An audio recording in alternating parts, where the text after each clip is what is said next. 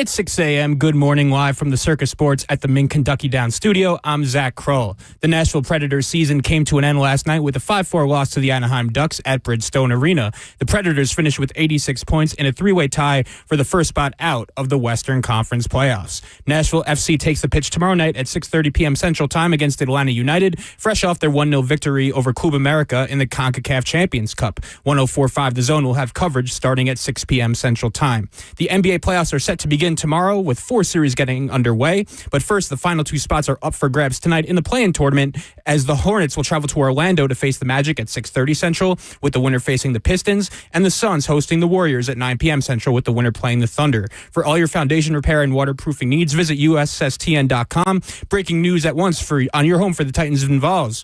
This is 104.5 The Zone.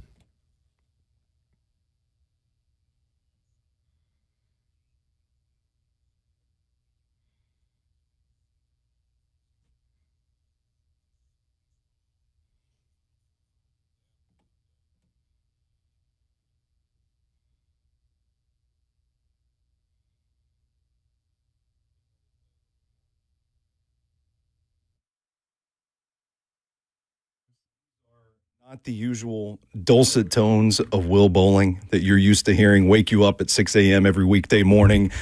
It's Stoney Keeley filling in for Will as he tries to navigate a bachelor's trip this weekend. Yeah. I'm rooting for Will, man. Hope he makes it back in one piece. You never know with those things. Be honest, on this type of stuff, I'm not. I want to hear about all the ratchet stuff. Listen. None of that type stuff, Stoney. Man, I got married late. I've only been married 4 years now, but okay, I've been with my wife for 15. Okay. Oh, there was a time like you held on for a while, huh? Well, we're career focused, okay, all right, work focused people. We had to do some stuff before we settled down, but I had my bachelor party at 35 years old, a lot different than the bachelor party I would have had at, 25 years old. Yeah. My days of, throwing cold ones off the balcony at the hotel are behind me. I digress. I feel you. We got a loaded show for you folks today. 615-737-1045 if you want to weigh in on the conversation. Of course, you can jump in the F&M Bank chat.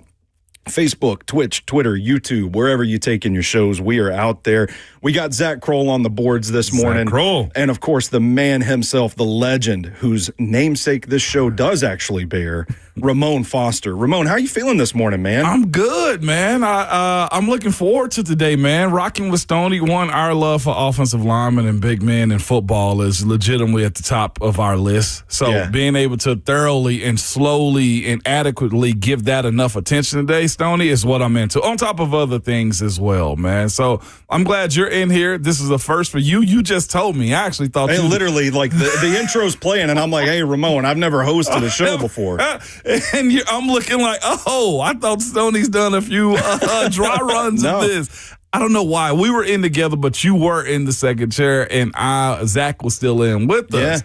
So I had to think about that for a second, but you're chill. You're real cool. You brought us out of one break already. That, to me, would be the hardest part of it anyhow, I think, is the going in and out. I told Zach, as long as he's ready on the dump button, we're good to go this morning, because it ain't football and other F words. No. 6 o'clock in the morning across the airwaves. We got coffee drinkers and some kids in the car. We're going to have to watch it a little bit with the F words. But nobody's ever really dropped it like that other than callers, if I'm not mistaken. I think 3HL might have had a word or two. But not only is it your first day, Zach Kroll. Yeah, round of applause. Man. Stepping up.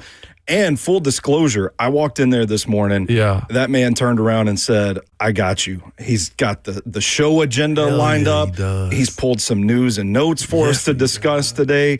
Because I came to you and I was like, Ramon, I'm just a vibes guy. Like, here's 5 bullet points. Let's roll with it and see what we can do. No. And then Zach came in clutch with the actual reporting news information. So, well, I'll tell you this: on Fridays we got a motto: "It's Friday, and we gonna act like it, man." And Zach, you want to say what's up to the people, because they probably think you're mentioning Zach Lyons. No, this is not. This is Zach Kroll. What up, Zach? What's up, guys? Happy to be here. What's going on? Good morning. Not much. I refuse to call him the other Zach, too. Because Zach Lyons wants to call him other Zach. He calls him other Zach? Yeah, but that's Kroll. No, Zach that's Kroll. Yeah. I actually like that because I was looking into last night. By the way, too, you mentioned this is your first time hosting. This is his first time producing with nobody around him as well. So we got a lot of firsts today, okay? You got rookies. I do feel like the OG in this thing this morning, okay? Like I'm the vet in the locker room right now. Yeah. But it's fascinating. Zach Kroll actually hit us with a cool little drill that he did, man. I'm not going to ask you to do it today, but he named every president from 1 to 47. And Will actually dropped just a random number on him. He said, what's 23? And he gave the president of that number as well. Zach, wow. He got some stuff behind the glass is what I'm telling you. Zach, what's 31? Just trying to catch him off guard.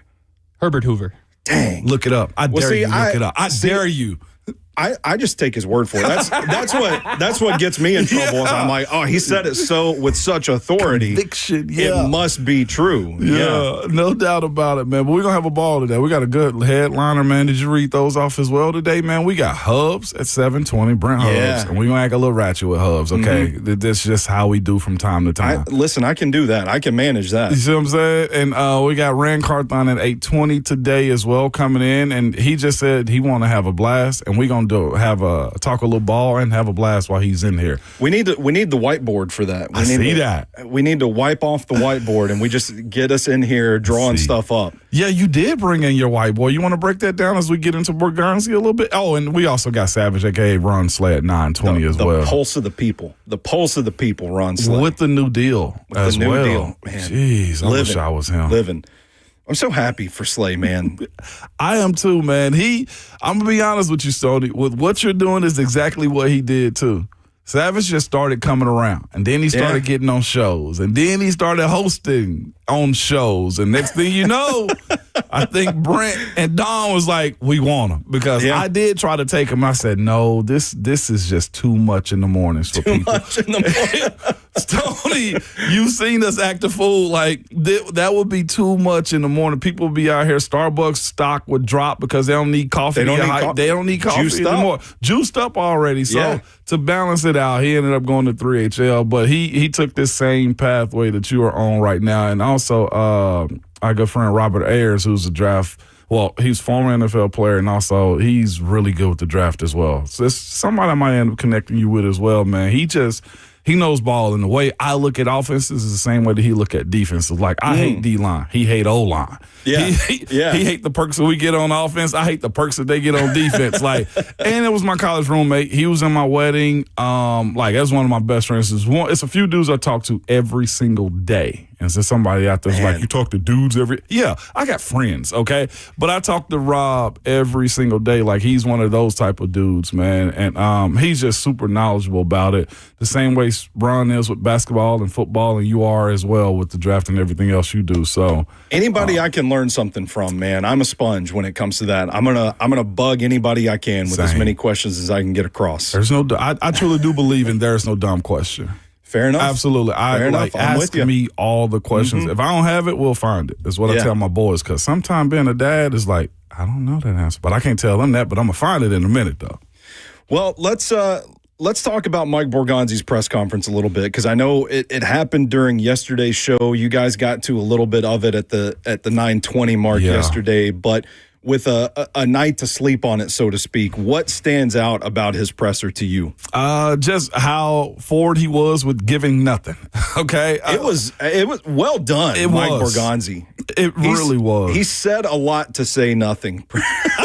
And you just give him the slow clap on that one, man, because that's just how you got to piece this. There was a lot of questions that was asked about specific players, Jeremiah Love, Sonny Styles. They ended up asking about, Coach Sala and everything else that went into it as well. I thought one of the more fascinating ones for sure was his ability to talk about, differences in what the GM want versus what the coach want. Yeah. The conversation about Jeremiah Love playing a part in it. How do you end up helping Cam? Like, those are all very important questions, but he can't really give those answers, but he gave good enough responses that kind of settled you down a little bit, let you know that, like, hey, we got this kind of figured out over here. And again, they're still going to get some stuff wrong in this draft class, but the top of the draft options I thought was unique, and the questions about front office versus coaching staff stuff. Yeah.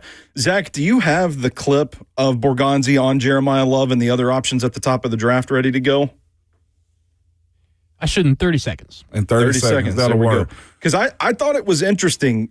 Like, we're kind of having to read the tea leaves a little bit on what he's saying there. And there was a lot of parsing yesterday. A lot of people on social media said, well, he said this, so therefore it means that. And he said that, so therefore it means this. But to me, I think, like you said, it kind of speaks to the art of the conversation. Yeah. To be able to speak in kind of circular terms. But no doubt. Zach's got the clip ready to go now. Let's hear from Mike Borgonzi.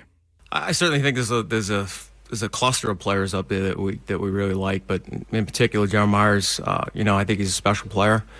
I've talked about this at the combine before. I think his speed, can do things out of the backfield as a receiver. But there's also a group of edge guys up there that are really good too. So I think we'll have some really good options there at 4. Okay, Ramon. So are we to take the fact that he brings up Jeremiah Love before anybody else kind of unprompted? He's just asked about the options at 4, so to speak. And unprompted, he starts with Jeremiah Love. Does that mean anything to you? It just, he knew where the crowd, in my opinion, was going with it. But I will say this, when you're picking top 4, the quarterback's going, one of the rushers is going, and Jeremiah Love is the top overall prospect in general as well. I look at the second part of that. He was like, and there's some top edge rushers also available in that spot. That, to me, led to, okay, running back or edge. He didn't mention off-ball linebacker at all right there as it pertains to Sonny Styles. I look at that part either as he's burying the lead on a guy like Sonny Styles, or he truly was honest and told you it's either Jeremiah Love or one of the edge guys. And that, to me, is, again, no answer again. He gave a scenario of what they could be doing at that spot. And I think that's the best way, because to give a definitive answer, you really put yourself in a corner. Yeah. Considering as well, too, Stoney, some of the reporting that came out, of course, about the Cardinals maybe even taking Jeremiah Love at 3. Mm-hmm. So Borgonzi and his crew got to create every scenario in which they dive into each one of these top prospects. So who do you think, when he says group of edge guys, who do you think he's referring to? Is it Reese, Bailey, and Bain? Is it Reese Bailey at this point? Is there somebody else? Like, because it's interesting. He mentions Jeremiah Love by name and then just the group of edge guys. The group of edge. I think it's Reese Bailey is the way I'm looking at this one. Yeah. And I think Bailey comes for Reese, if you're asking my personal opinion on it as well. Like I said, we had Rob Ayers on yesterday. He spoke about edge guys, and it's like he's huge against it. Some coaches are. He's like, but you got to be in a position where your coach is willing to teach you technique and let you grow as a player if you're transitioning from an off-ball linebacker to an edge player. He was just saying he was super against guys doing stuff in the NFL that they've never done in college. Yeah. And that's where Arvell Reese comes into the equation. Mm-hmm. Like, you can move him back to off-ball linebacker at some point in time, but he's being considered an edge rusher, because if he's an off-ball linebacker, then he's a non-premium position just the same as Sonny Styles was, essentially in the same, and coming out in the same class. Yeah. So I think it's Bailey is the way he looks at it, in my personal opinion. That's where I land on the conversation about those two as well. I think my thing with Reese is you're drafting him based on potential, on traits. Yep. But if you go back and watch his tape, there aren't too many instances where he is like one-on-one with an offensive tackle, hand in the dirt. It's me and you. Yep. I'm trying to get to the quarterback. There's a lot of his stuff in Matt Patricia's defense where he kind of stacks 2 guys over to one side, stretched out. You're kind of making the tackle choose one or the other, and it creates a favorable matchup for the defense. He gets a lot of his pressures mugged up in the middle of the interior where he's blitzing, that sort of thing. I don't think he has the pass rush pedigree that David Bailey has coming out of Texas Tech right now. Right. And the thing that scares me about that, Ramon, is that if you take a guy this high and he's more of a project, you're trying to develop him, see what he can be down the road, there's a scenario where you end up 2 years down the road and you figure out this guy's just a linebacker. Yeah. I don't mean to say just a linebacker, but he's an off-ball linebacker. And if that's where you end up in 2 years with an off-ball linebacker, you probably should have taken Sonny Styles. And that's that to me is where I'm at. I've looked at the Ohio State scenario as this. They recognize them. Both of them are comparatively comparable as far as their size go. About 6'4", close to 6'5", both of them. From 230 to 245, both of them. Long and rangy, they both played off ball. I look at Matt Patricia, and I think he made a decision. We got two of the same things. Yeah. You might be a little bit better than Sonny Styles at edge. So, Arvell, we're going to move you out a little bit more. I think, to be quite honest with you, and the way I look at it, because I've seen coaches and teams do this, they almost had a flip of the coin. We can't continue to use him like this, so let's move him over. It's like having two tackles on one side. Like, eventually you're going to move a guy over to the other side. And I feel like that's what they've done with Arvell Reese and Sonny Styles, is they picked Arvell, you're our edge guy because you're too dynamic of an athlete, and he proved that with his numbers.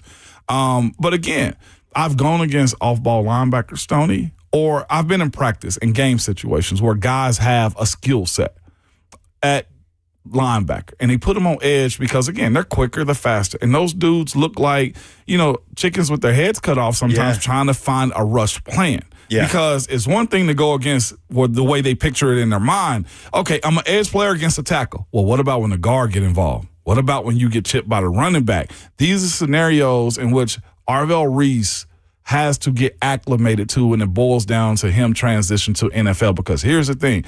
We used to look at guys often who were out of position or were trying something new and saying, oh, we about to bleep him up. You know what I'm saying? Like, we about to cook, and that's the part to where the game of hardening your teammates plays a part in it as well, because if you're supposed to be this top 5 edge rusher, Arvell Reese, and I think he'll end up being fine as a player after he sharpens his skills of an edge rusher. But you're not just going to walk into an NFL practice or training camp and just think you're going to be king of the hill off the edge. Yeah. And especially when you get to these preseason games, I'm coming to mess you up. If you think you're going to walk into this league and change positions overnight, I got something for you. So, again, we're excited and hype about the pre-draft and the shiny new toys that these guys are going to be. But when it, to your point, settles in, and you got to face that scenario of, I got to win because I'm drafted at this position that's supposed to win on the edge, and you're still learning, it can cause some angst, I guess. I would go with the fan base. As a coaching staff and how they develop guys would be a little bit different. Yeah, and I still think that the Titans are in a delicate position with this rebuild right now. I don't know that the roster is sturdy enough, bulletproof enough to take a guy that you've got to develop and turn into something. Yeah. So for me, I kind of land on 4th overall. It's Styles, Love, or Bailey. Yeah. And then Reese would be the 4th for me. It's crazy how Bain's not even in this conversation no more. Things have changed, a little bit throughout the process. But I feel bad. So that's the worst I've ever talked about Arvell Reese, because I love him as a player. That's the thing. I like him a lot too. Like, if felt dirty. If you're picking him in like 10 or 12 or something like that, I think you're feeling pretty good about that. I like his game, but I do think, I just don't know if the Titans are in a state of where the roster's at that they can take on something like that, a project like that. But we are due for a break. We are. I'm going to get us to a break. How about that, Ramon? Look at this. Coming up, we're gonna talk a little more about Mike Borgonzi's press conference, little nuggets that we can glean from it here on Ramon and Will on 104.5 The Zone.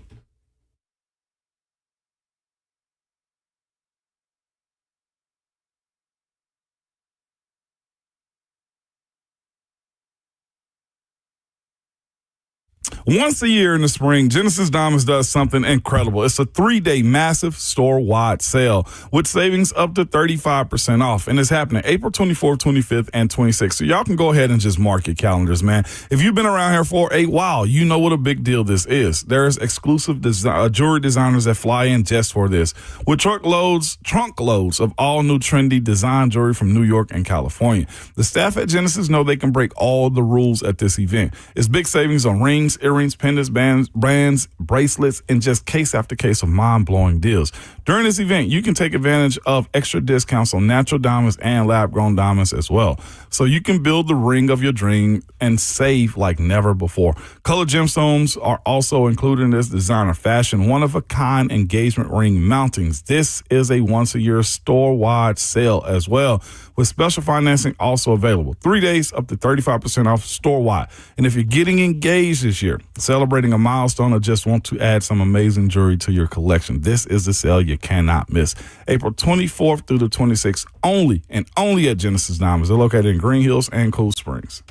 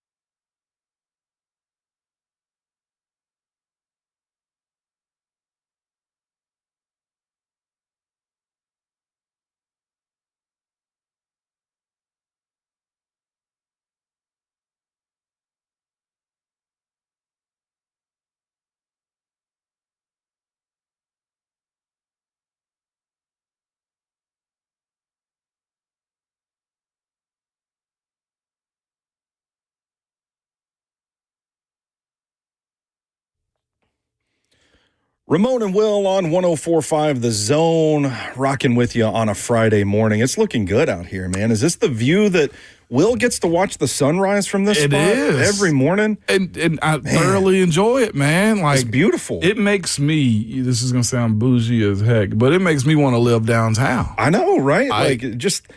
Could they at least, can they give us a balcony out here, something we can walk out to on the breaks? I mean, the sky is a shade of orange. This is the poet in me coming. Go ahead. Let me hear it real quick. The sky is a shade of orange right now that I don't believe I've ever seen, and it's making me feel warm inside. How is that? Welcome to the mornings, man.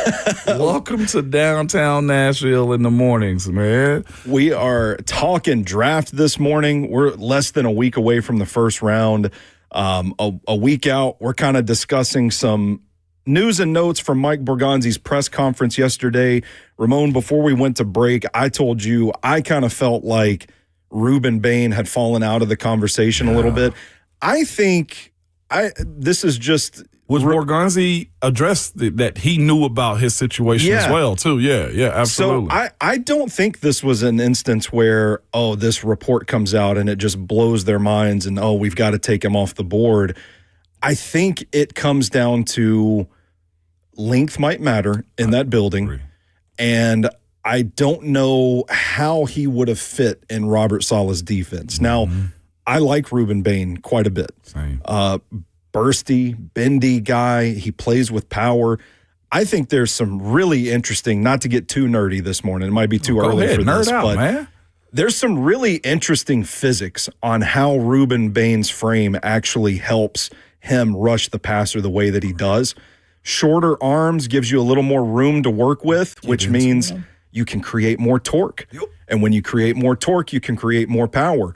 I've seen people kind of diagram him kind of lowering his shoulder into a guy's chest and how his helmet just perfectly aligns with the guy's chin that he's rushing on. And so I think it's really interesting stylistically to say, I think he's going to be fine in the NFL for those reasons. No doubt. I just don't know that they looked at him and said, yeah, this guy's a lock for our defense. So I kind of feel like they've been out on Bain for some time. And it wasn't just the recent reports that came out that scared him away. I told you it feels like it's down to Jeremiah Love, Sonny Styles, David Bailey, and Arvell Reese for me.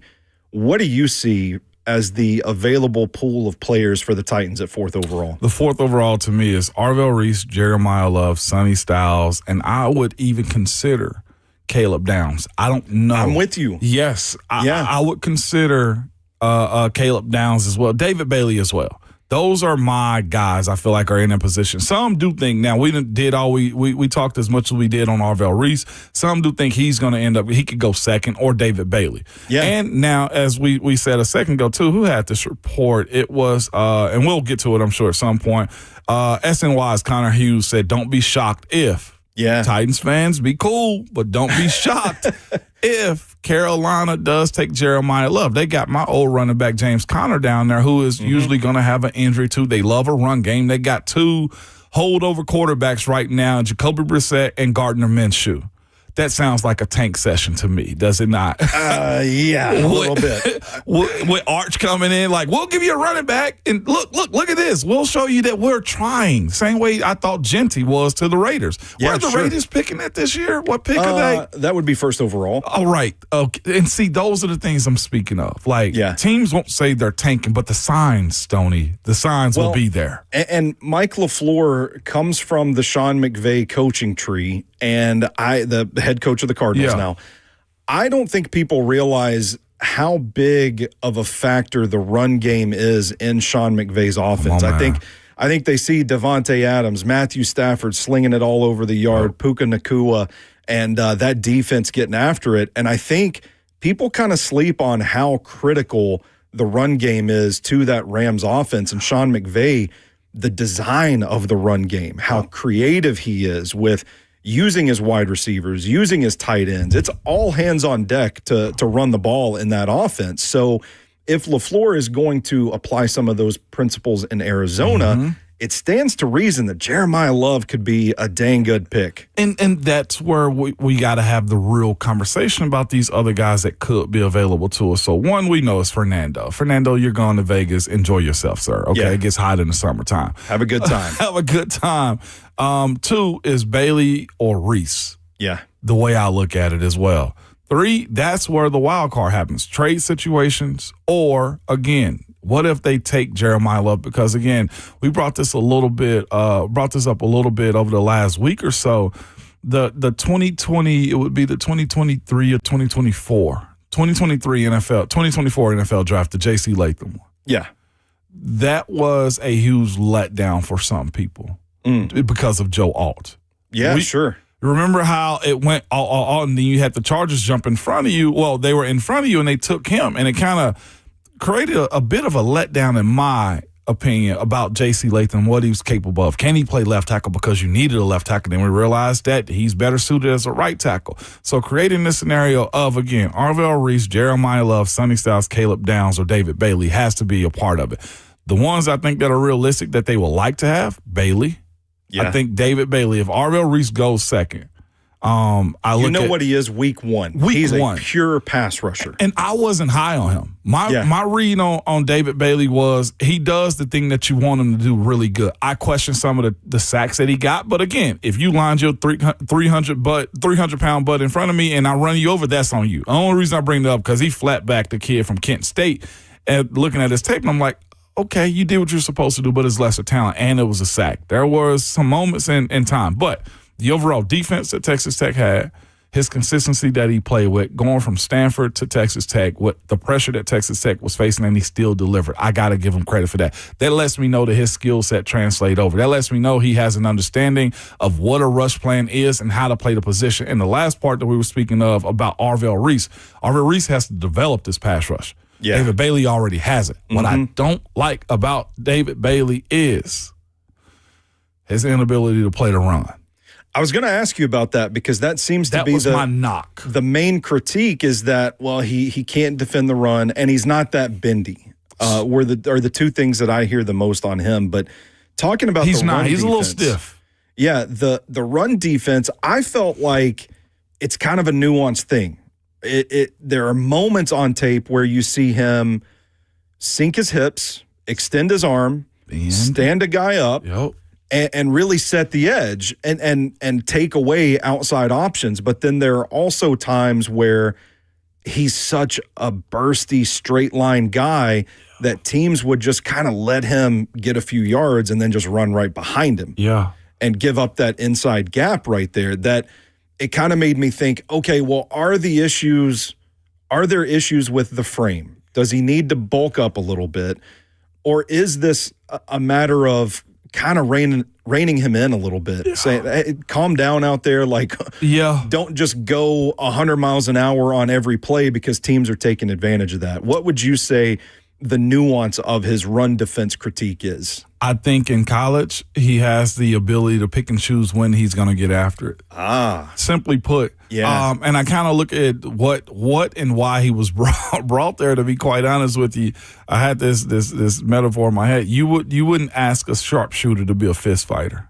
You want that guy to sit back and dot people a mile away, right? Yeah. Or you wouldn't ask a UFC guy to be a boxer. We saw Floyd Mayweather and Conor McGregor kind of display that. Yeah. My point is, he in college was probably given the ability to do that thing right. You a rush specialist. Get after the quarterback. The run game, be adequate enough. And that's what it was on tape to me. Like, it'd be times where he'd be standing straight up against an offensive lineman and just being walked back and being okay with it. Yeah. But when it comes down to third down scenarios, he go cook. He go eat. He's very opportunistic. I'll say this. That may be a sign of a good rusher because the good rushers that get after the quarterback, they don't really involve themselves in the physicality. You brought me here to go get double-digit sacks. I'm going to go get you double-digit sacks. You might have to bring me a heavy D tackle to come work with me over here because I specialize in getting after the quarterback. Von Miller, I felt like was that way. Wasn't great in the run. T.J. Watt developed to be better in his rush. I played with T.J. I watched that, being able to hold the point. And I will say this, too, playing that 3-4 defense at Pittsburgh. They hone in on holding the edge. And T.J. and Bud both, those are the guys. And before them, it was James Harrison and Lamar Woodley, the guys I played with. Like, they ended up developing, getting a whole lot better, and taking pride in not giving up the edge in the run. That's where it can be problematic. Let's say if you're faced with a 3rd and 6 situation with David Bailey out there. Yeah. Usually a passing down. Mm-hmm. Now, depending upon the structure and how our offense can set it up, and we would do this. We go empty in those type of situations right there. Empty, 5 wide receivers, or at least 1 running back. We had Le'Veon. So we go 50. Le'Veon will line out wide, and then he motion into the backfield. And now we get you in a situation where we know our 5 can beat up your 4 up front. Yeah. And if it's David Bailey with a motion into the linebacker position, we can cover up and block him, knowing this is the weak link. We're going left because Bailey's over here. So it's a tell. It's a tell. Yeah. If he doesn't strengthen it. Somebody brought it up in our chat. Emmett, I give you credit on this one, too. It's like, hey, Will Anderson took a while to figure out the run game. That's true. Will Anderson also jumped out on the scene with what? High sack numbers and the tenacity to get after the player. Yeah. Those are the things that you hope that David Bailey minimizes over the course of his career if he's taken here. Now, him being a rush specialist is a bonus. I would add another part, Stone. I feel like I'm rolling right here. But no, we're my cooking. last point I is need to this. be taking notes right now. I've gone against guys that have picked and chose where and when they want to rush and who they want to rush over. J.J. Watt, he was one of the first not one of the first. He made it more known. He would rush over the guards, over the left tackle, over the right tackle. Myles Garrett does it now as well. When I got me a candy bar that I'm going to go take a bite out of, I'm going to go find him. That's what the good rushers do. They don't waste their time trying to figure out if they're going to run through this brick wall every single play. If it's Jonathan Ogden versus an edge, like a really good rusher, why am I going to go against Jonathan Ogden? I'm going to go on the other side. Yeah. And that's where good rushers have been allowed themselves to do as of late. Michael Parsons does the exact same thing. Heck, we've seen Jeffrey Simmons take advantage of young guys over the middle of it. He's mine. I'm going to go attack him. Good rushers are allowed to do that. But here's the thing. Bailey going to have to probably show that he's a good edge setter before they allow him to be a good edge rusher. So my question to you was going to be off of that, and I think you kind of answered it in a way. If these are the weaknesses of Bailey, is this something that at least you know what he is and you can kind of work with and maybe put him in situations to succeed schematically, coaching-wise? Like, you know what he is and where he's going to succeed, and by that you can kind of work around it? Or is it a situation where, okay, if you put him on the field, the offense is going to know it's one of those situations, and that's the tell? So how do you kind of balance that while you build out Bailey's frame and skill set and run defense pedigree? Just, you got to still go through it. That is the other part of this equation. Reps. Okay. You have to. Like, he has to play all 3 games in the preseason. He's got to watch and grow and learn. His film sessions need to be through the roof as well. And again, we know a lot offensively what the defense is going to do. It still is a matter of us executing it. And it's his, too, that he has to execute. And there's 10 other guys on the field. So, like, you can situationally hide him. Like I said, if you put him and Jeff on the same side, David Bailey and Jeff on the same side with Cedric Gray as well on the field, like, you have your run support.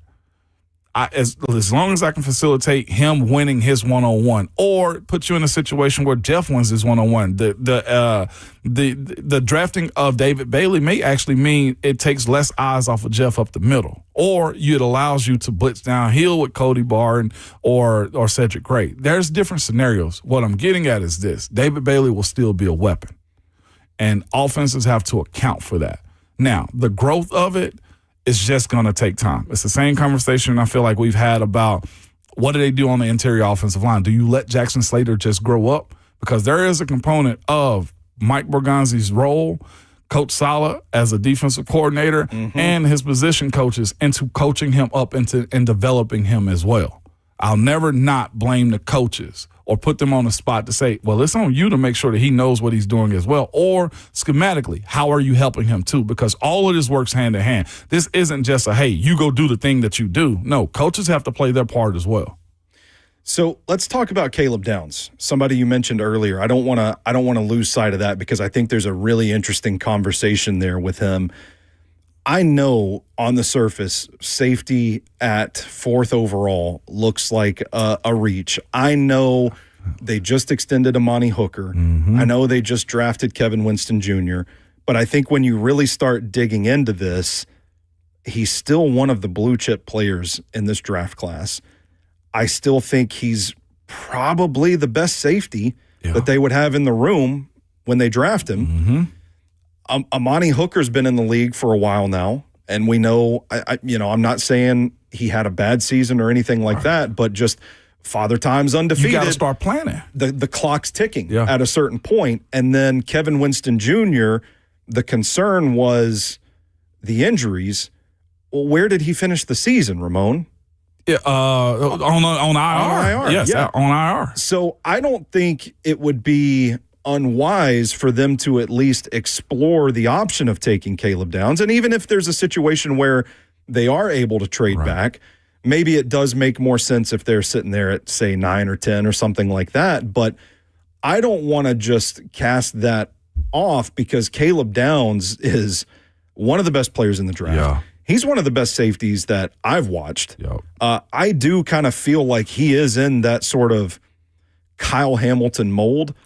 Not the stylistically, I just mean the like impact. The upper echelon, what he means to a defense. There's not a play on the field that he can't run down. The route recognition, the anticipation is so clean, so smooth. He knows the defense. He's all over the field. He can be a force as a tackler, as a run defender, cutting off those outside runs, getting into a gap, just sticking his face in it. Really not a whole lot of weaknesses to his game. And I feel like, hey, where they're at right now, they just need guys like that. They just need blue chip talent to stockpile on this roster. And it also factors into the equation for me that, well, you need a wide receiver, you need an edge rusher, you need interior offensive line. Those are all the deepest positions in this draft. You got time on those. So you've got time.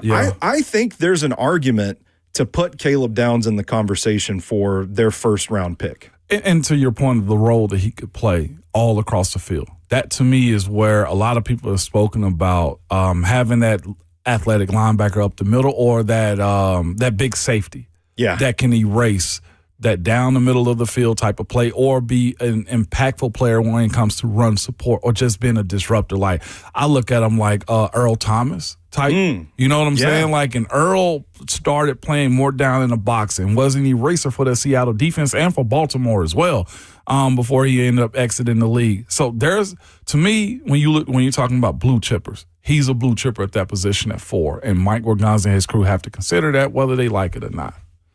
Very well. Well, we're going to keep the discussion rolling. I'm going to get us to break again, Ramon. Hey. I'm 2 for 2 today so far.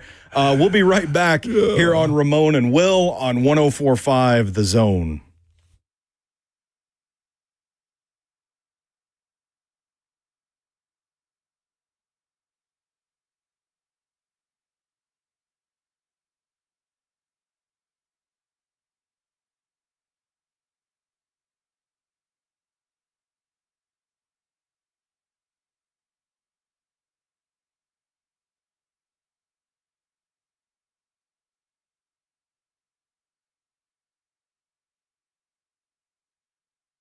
Go the pros, go Dickens Turf and Landscape Supply to make your lawn the best looking lawn in the neighborhood this spring and summer and year round. As we're joined by our good friend Trey Hartsook. Trey, weed control. It's a big thing right now. A lot of weeds out there in lawns all across Middle Tennessee. How can you guys help? Hey, Will, our biggest goal at Dickens Turf and Landscape Supply is to have the best lawn in the neighborhood, like we talk about all the time. So what happens is people get busy with spring, and we understand that. We're slammed here. But make sure if you overseeded in the fall and you have green and you're looking good, make sure that you're doing some sort of herbicide, whether it's granular or it's liquid, to take care of those weeds. At Dickens Turf and Landscape Supply, we don't like the weeds. They'll mess up a good lawn faster than anything. So if you got stuff in your yard that's not lush PTT from Dickens, come on down and see us. Take pictures of it. We'll ID it. We'll get you the herbicide that you need to get it taken care of. We love talking turf grass. Stop in and see us. We're conveniently located all over Middle Tennessee. No locations in Nashville, Hendersonville, Murfreesboro, Bellevue, Brentwood, Lamar, Mount Juliet, and Franklin. Open at 7 a.m., closing at 4:30 p.m. Monday through Friday, 8 to 12 on Saturdays. If you can't get a hold of us, check us out online, DickensSupply.com.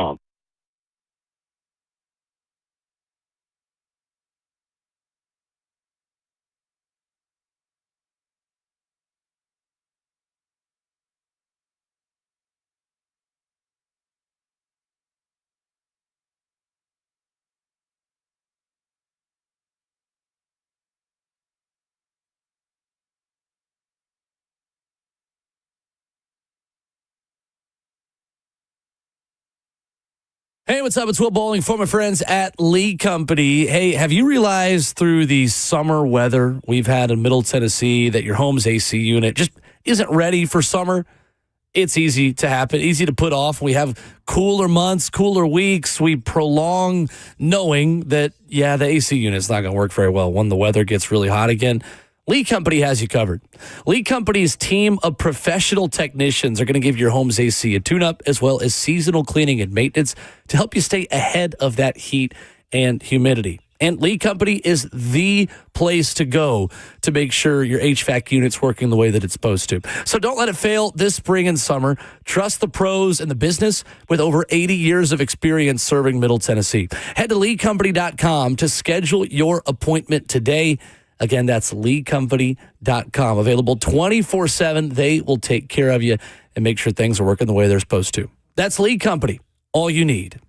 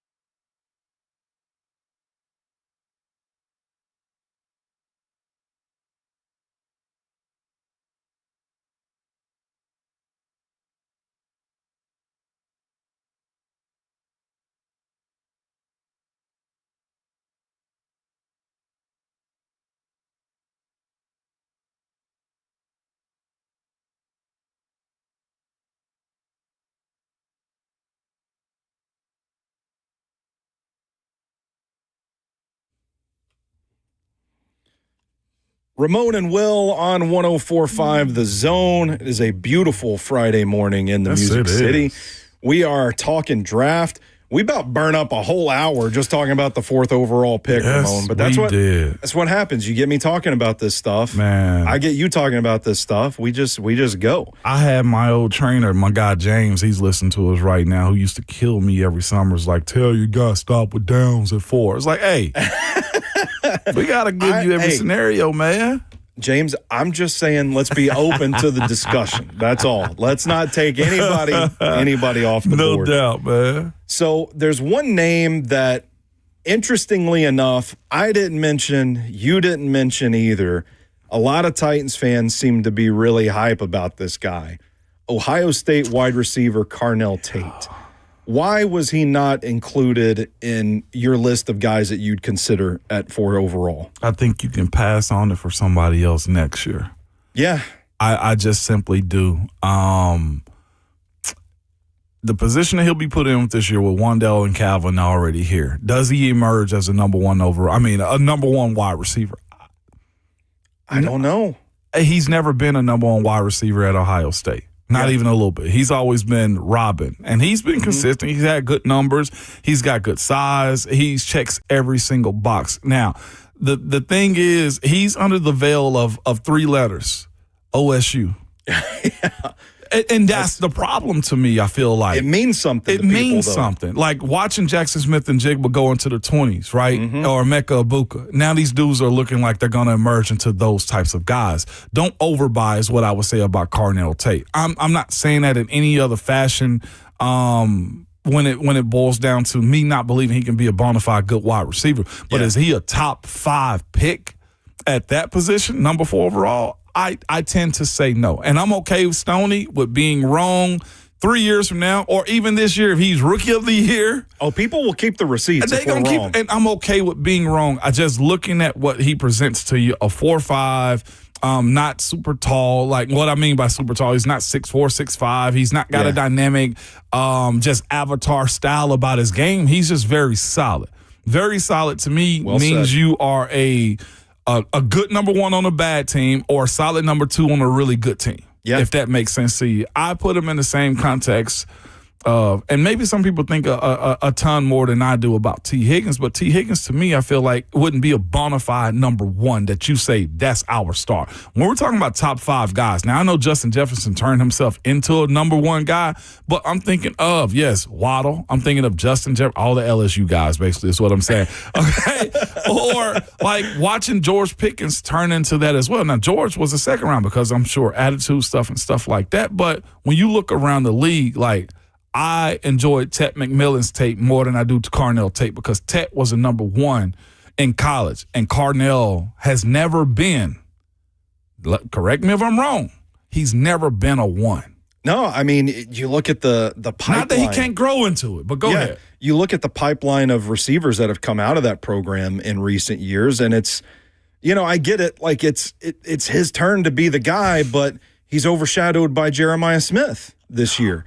And I like Carnell Tate. Again, I don't want this, I wanted to specify in our Arvell Reese conversation. I like the prospect a lot. I do too. And I think some of these guys are being kind of inflated because the draft is not very top heavy with elite talent. So it's making some of the second tier of guys, their stock goes up a little bit. They're a little more valuable, but that doesn't necessarily mean that they are wide receiver 1, edge 1, that kind of thing. And I think this is a case of that.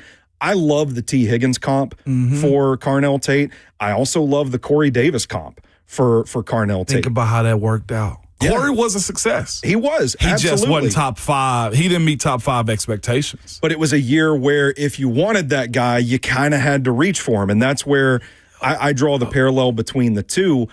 I like Tate's game. I think he's a really solid route runner. I think he gets open, but it's not through raw speed. And I think there are instances in the NFL where you're going to need some raw speed to just outrun a guy.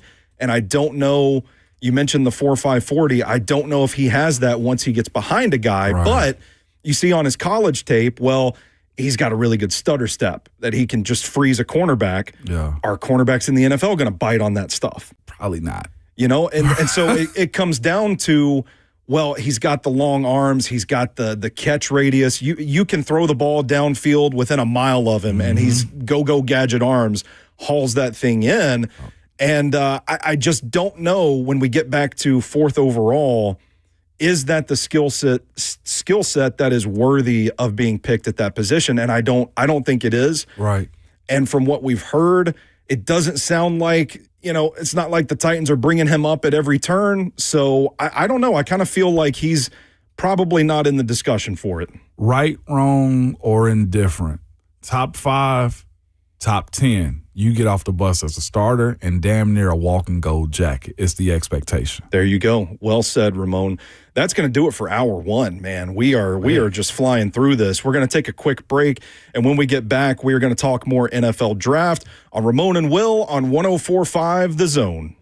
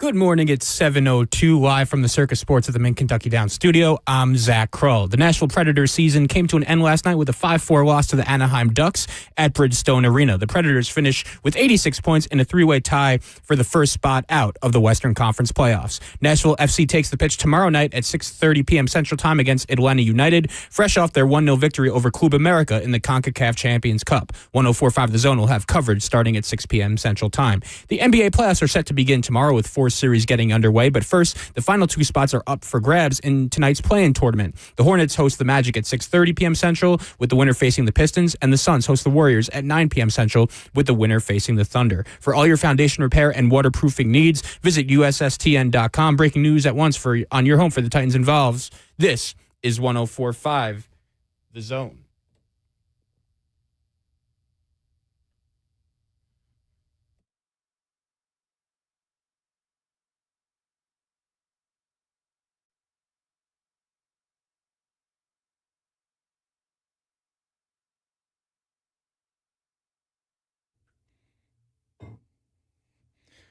Hour number 2 of Ramon and Will on 104.5 The Zone.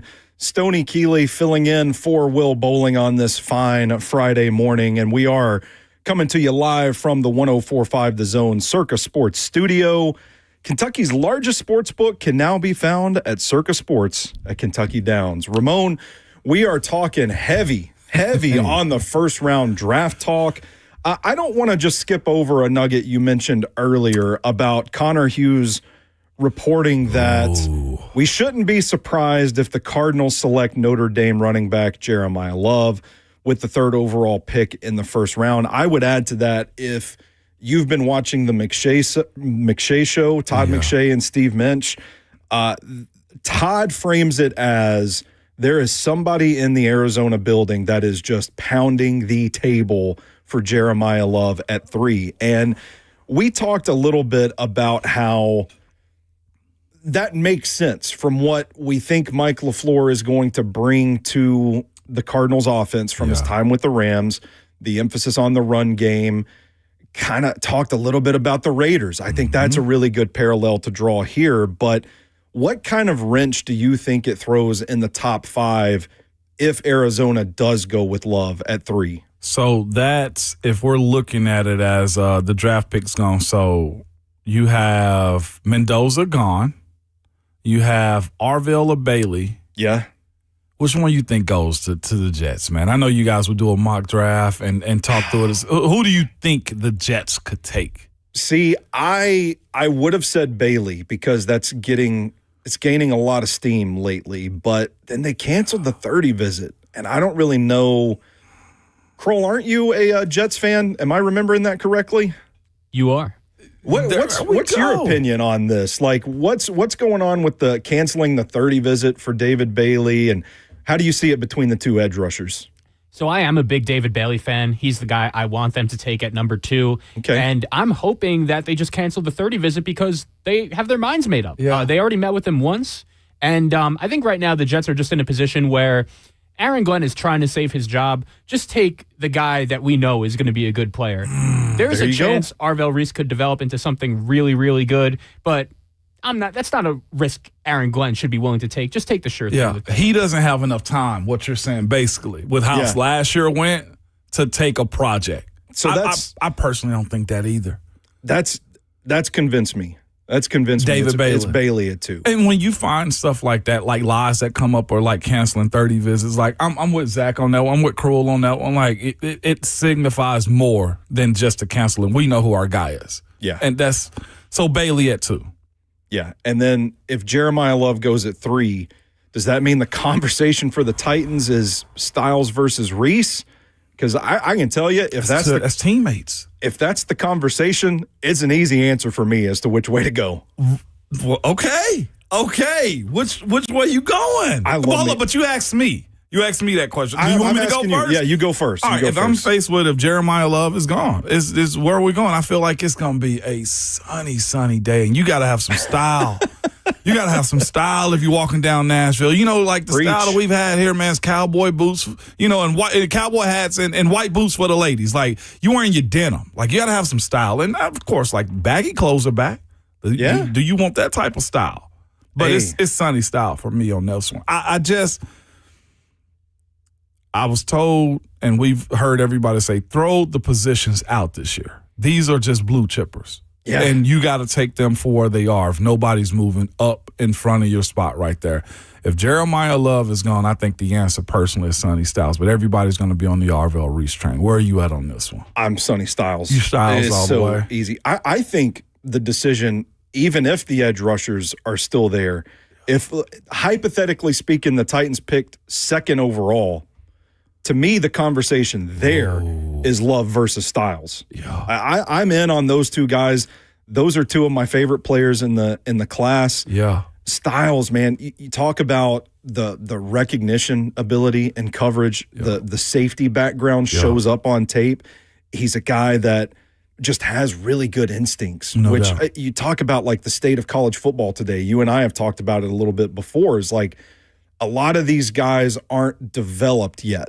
And it takes them a little bit to get going. Mm-hmm. Sonny Styles is one of the players that I watched, and I thought that dude week one is going to be an impact player. I agree. I love him. I think he's pretty close to flawless as a prospect, and that's a guy that I want if I'm picking in the top 5. I'm glad you said that. Okay, because there's been some that have come out that said he's been, and this is probably the information from his dad that they got at the combine. I was looking at Go Long TD. I got Ty Dunn up in Buffalo. He wrote on it, and it was, giving different depictions of some of the prospects. And Sonny Styles was, of course, he was going to run fast. He's been running with a parachute since he was young. I say that's a lie. Number one, I do think you can help yourself out with that type of stuff, but speed is speed, and you see his speed on the field. You see his speed on the field, correct? It's natural for him. The attitude component of it, you see that is there too. The aggression. They said he didn't run through tackles. I'm looking at his tape, and I'm like, Sonny Styles run through tackles. He makes them. He brings them to the ground. Could anybody be more physical? The answer is always yes, the way I view this one as well. And then the other part, Tony, I will ask you is, I had one of my good friends, we're talking draft stuff, and Sonny Styles comes up. He's like, what's crazy is you didn't hear about this guy until the combine. You weren't listening to me then. And that's what I didn't jump back in on the conversation. I had stuff to do, but I was telling people before Sonny Styles went to the combine. Yeah. When we did the Arvell Reese, Reuben Bain, David Bailey breakdown, I said, I'm telling y'all, there's this guy on their tape at 0 at linebacker that keeps popping up, and it was Sonny Styles. You cannot, Stoney, and you elaborate on it more if you want to, you can't look at Arvell Reese's tape and not see Sonny Styles. Absolutely, yeah. And I think, man, we were having the discussion back in October and somebody's going to say, duh, Ramon, they're on the same defense. That's the way my mind goes. Go ahead, Stoney. Go ahead. We were talking about it on Football and Other F Words. We were talking about it on Titans Talkback during the season. Caleb Downs, Jeremiah Love, the two best players in the class. And when I got around to Sonny Styles' tape, I started telling people, hey, we might want to put this linebacker out of Ohio State, the actual linebacker out of Ohio State, in the conversation for the best player in this draft. So to say that he exploded after the combine is just a lie. It's just not paying attention. And I would love to talk to one of these anonymous scouts that critiqued the tackling ability, the physicality. I want to know what games I need to watch to see that, because it's clear that I did not watch them. That is not the impression I got of the player at all. That's what I said. It was a part of Ty Dunn's most polarizing prospects in it. Yeah. And I just simply could not agree with it. So I'm trying to see if I can pull it up right now to give you more insight on what some of these guys have said, but it just didn't align to it. Said, okay, here's another one of those situations right here. Oh, the lack of physicality. Here it is from one of these scouts or front office types. The lack of physicality was off. This is Sonny Styles, you guys who are listening to us. The lack of physicality was off. He's not a quick trigger guy. Seeing him in person, he's so damn big, and he is very, very smooth and well coordinated. Give him some credit and love for that. You're betting it all on the upside. With Reese, you see it. Man, Styles, he made the occasional play. What? Take it. You go on this one. Got the jersey number mixed up or something. Wasn't watching the right player. I mean, hey, that happens sometimes because USC's got a wide receiver that wears 6 and a wide receiver that wears 16, and they look just alike. And if you ain't watching it diligently, you might get them mixed up. Maybe that's what this person was watching, not realizing. Get the 8 mixed up for a 0 or something like that. I thought Sonny Styles, maybe it's not like splash plays. Maybe he's not, registering a pick 6 every other down. Right. But in terms of football plays, stuff that kind of makes the engine run, so to speak. Yeah. It might not show up in the stat sheet, but he's impacting the game. You see it on his tape because he directly influences, one, where quarterbacks can go with the ball, and he directly influences cutback lanes for the running back, outside runs for the running back. Like he is a guy that has to be accounted for on every snap. Or he can make you pay. On top of his physicality. Like they were saying, like he can't get after the quarterback. He's gotten in the backfield 5.5 times, if I'm not mistaken. Like 10.5 tackles for loss. Like he is throwing his face into the fan, and whoever came up with this, it must have been from the John Gruden School of Film, what we heard about him in the last week or so, right? Like, not disparaging him. It's just the report was he would bring the report that came out this past week was John Gruden would bring in clip after clip of bad plays of prospects to deter his scouts and coaches from looking at a guy. That's just wrong to favor somebody that he wanted. But whoever said that he doesn't he doesn't make plays. You see the occasional play, must not have been looking at it. The stats, Stoney, on Sonny Styles doesn't align up with this statement. Yeah, it doesn't. Pull this up real quick. The blitz potential too. We haven't even talked about his ability to rush the passer when they need him to. Yeah, no, and that's the other side. Like, I'm about to pull it up real quick. Just his stat line while at Ohio State. Freshman year, didn't really play a whole lot. Just 1 tackle for loss, 9 tackles in general. 2023, he made an honorable mention All Big Ten as a sophomore. Started 12 games, played in 13. Had 53 tackles, 4.5 tackles for loss, 2 sacks, 1 forced fumble, and 1 pass deflection. Yeah. Sounds like a sophomore to me. Okay. Junior year, started 16 games, played in all 16 games. He was second team All Big Ten, moved from safety to linebacker during this 2024 spring practices. That year, from moving from safety to linebacker, had 100 tackles, 10.5 tackles for loss for an off-ball linebacker. That's a lot of tackles for loss in the backfield. 6 sacks, 1 forced fumble, 5 pass deflections, will let you know he's in pass coverage. All right, no interception. Second team All ACC at that point in time, too. And I think he had other premier linebackers in the Big Ten. This year, in 2025, started 14 games in all of them. 82 tackles. Again, 6.5 tackles for loss, 1 sack because Arvell Reset moved up to the line of scrimmage, I'm guessing, and 1 forced fumble, 3 pass deflections, and an interception. The production is there. The occasional That's a pedigree. Play, first team All-American, first team Big Ten, led team in tackles, and also a team captain. Yeah. He gradually ascended up the way I view him. And you think about the way he could have an exponential impact on this defense. I'm a big fan of Cedric Gray. I like Cedric Gray. Cedric too. I thought Cody Barton did an admirable job last year, but I don't think either one of those guys are the east to west, sideline to sideline range guys that Sonny Styles could be. And if you get a guy like that in this defense, as much as they've added bodies on the defensive line, at edge rusher, they've completely revamped the secondary. You look at a guy like Sonny Styles and think, man, that is the missing piece right there. It is. You add a guy like that, and suddenly we're talking about the Titans as a top 15? You're getting the ball 15, back. Top 10 defense? You're getting the ball back often for Cam, who needs more and more reps at it. Yeah. Who needs more and more reps at it. His tape is hot. It is. I don't know who this scout or front office dude was. He must have just started diving into the tape because Sonny Styles' tape is hot. Or he got hold of one of them Gruden reels. That's exactly what it was. I can't remember the coach off the top of my head. I want to say it was Bill Walsh, but he used to do the opposite. The philosophy was, hey, bring me the best clips of this guy because that's what he can be, and that's what I want to coach him to be. You know how I watch dudes' tape? I watch their best reels. Yeah. Yeah, I watch their best reels. And then it's a fact. We'll go more to it. I know we got hubs coming up. I don't want to cut into hubs time, but I'll give you my philosophy on watching tape on dudes. It's fascinating. Hey, there we go. Sounds good. We are going to take it to a commercial break. Up next, we've got Brent Hubbs of VolQuest and On3 talking Tennessee Vols on 104.5 The Zone. It's Ramon and Will.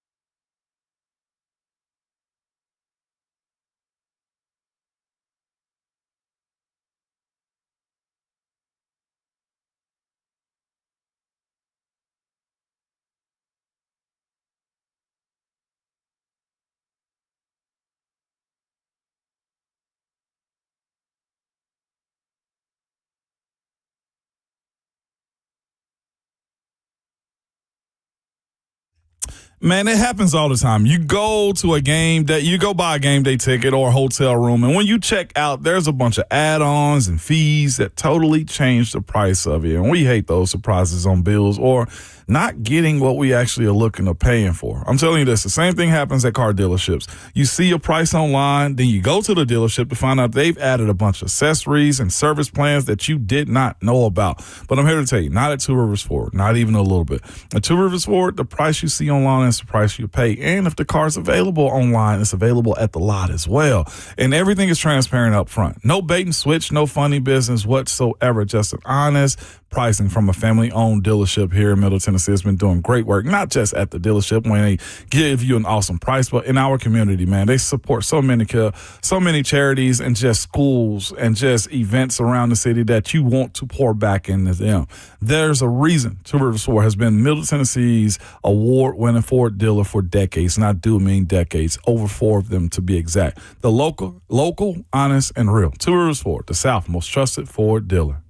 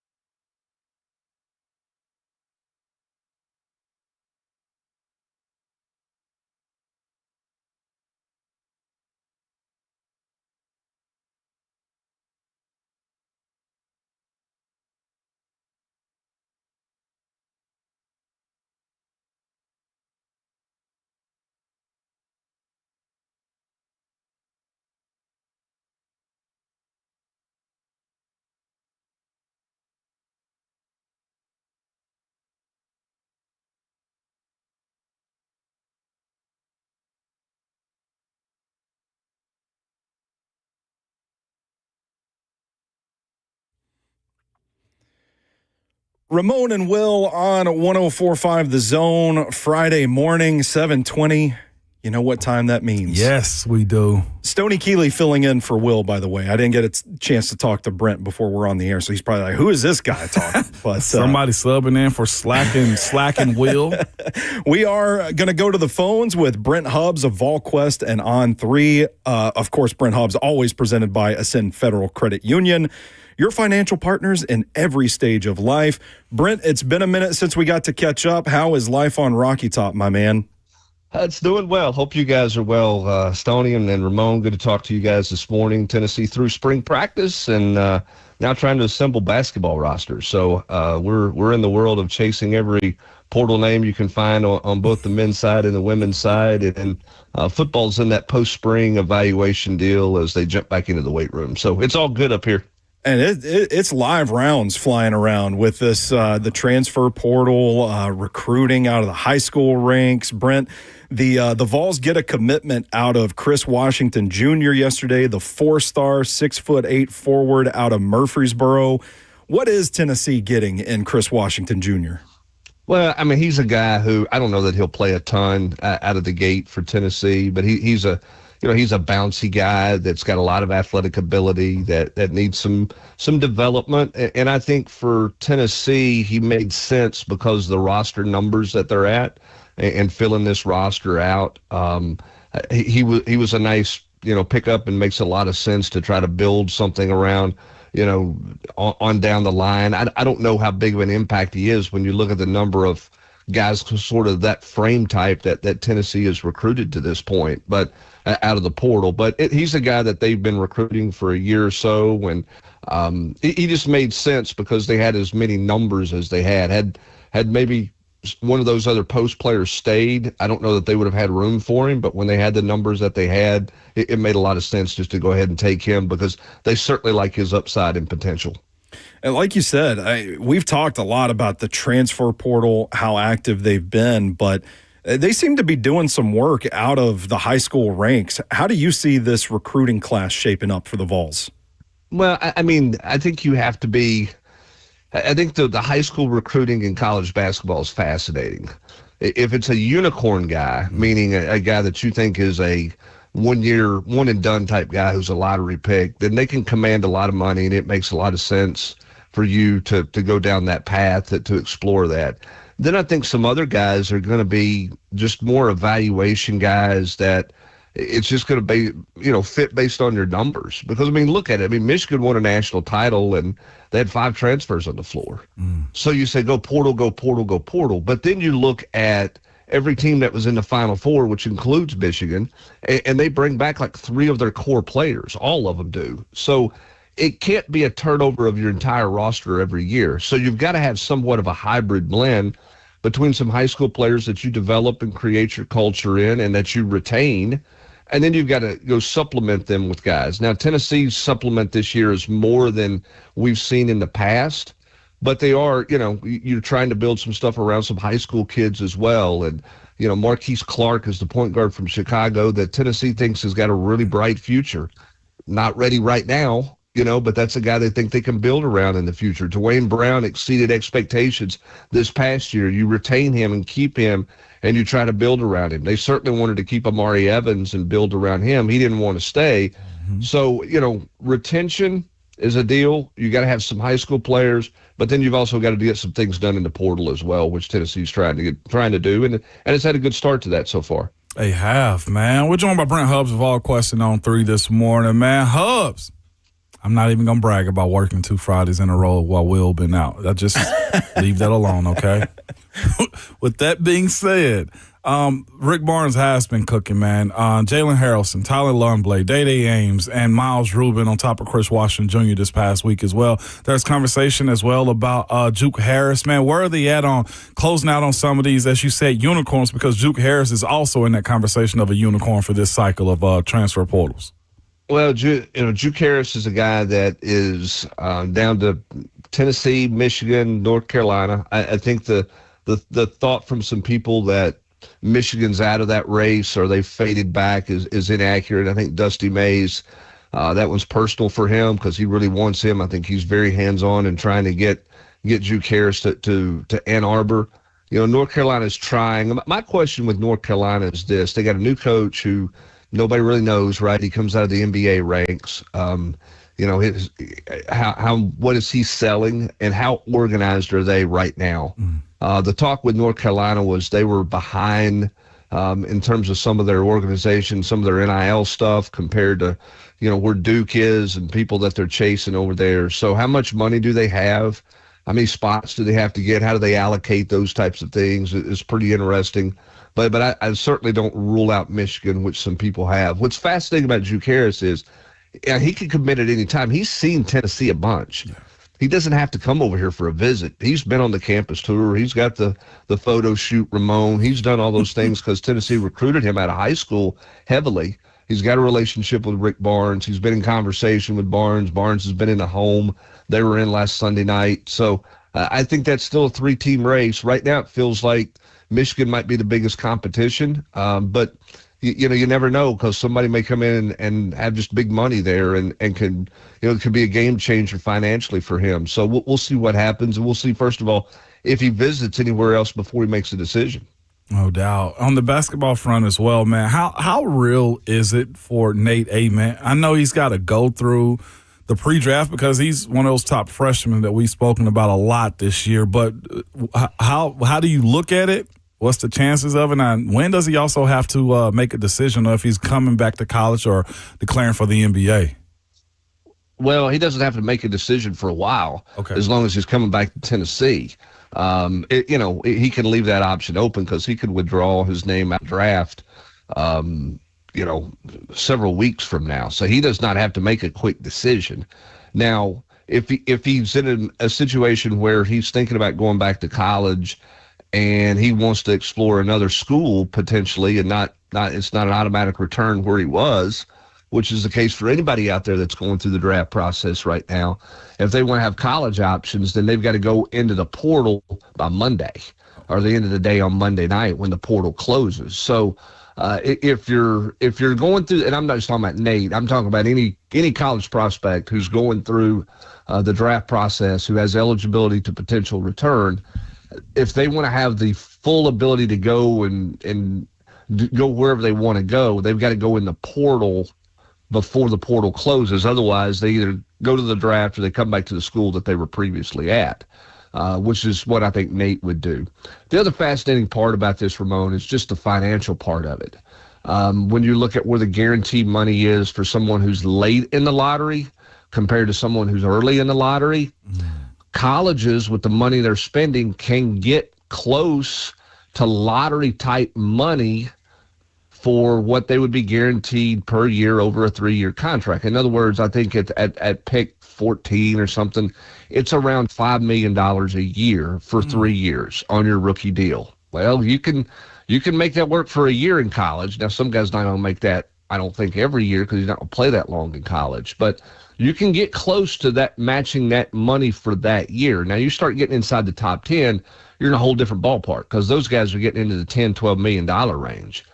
So then you're looking at a prospect and he's saying, okay, I want to be a lottery pick. Well, where am I projected in the lottery? Can I really help myself a lot coming back one more year in college? The draft in 27 is not perceived to be as deep as it is in 26. So if I'm going to get picked 14th in the lottery this year, and over a 3-year contract, I'm going to make about $15 million. But if I come back to school, make 5 for that 1 year, and then go out in the draft next year, and I'm a top 5 pick, and I'm going to make $12 million a year, then over a 3-year period, I'm making $36 million instead of $15 million. Is that a better financial move for me, knowing I need to start my clock in the NBA as fast as I can to get through my rookie deal? Because once you get through the rookie deal in the NBA, then we're starting to get into max contracts and guys are making $70, $80 million, and all those types of things.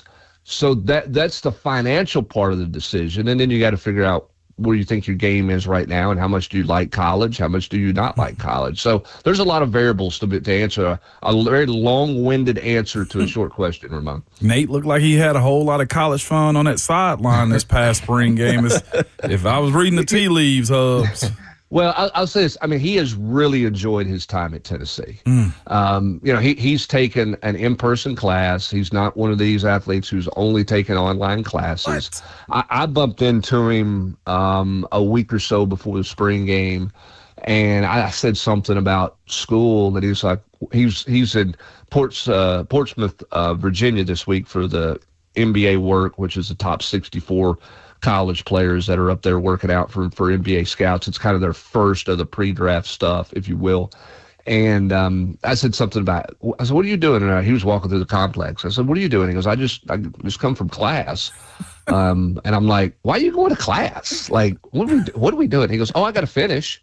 Wow. And I'm like, finish? I mean, no. So, I mean, he's hanging out with football guys and other athletes. I mean, he has really enjoyed the college experience. He really has. Now, he has to make a business decision, as we all have to do at some point in time.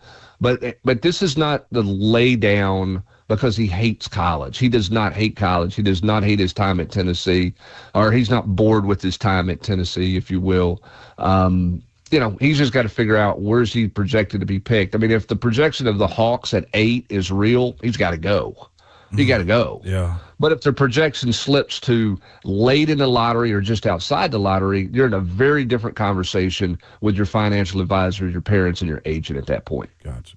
We're on with Brent Hubbs of VolQuest and On3. Brent, I got to ask you a question about Vols baseball for all my baseball people out there. This team's won 5 in a row, 7-2 in their last 9, including that sweep of Mississippi State last weekend. There's a ranked Ole Miss squad coming to Knoxville for a big series this weekend. How has the outlook on this season changed with this recent run of success? Well, going into last weekend, they were first 4 out, or one of the last teams out for regional play.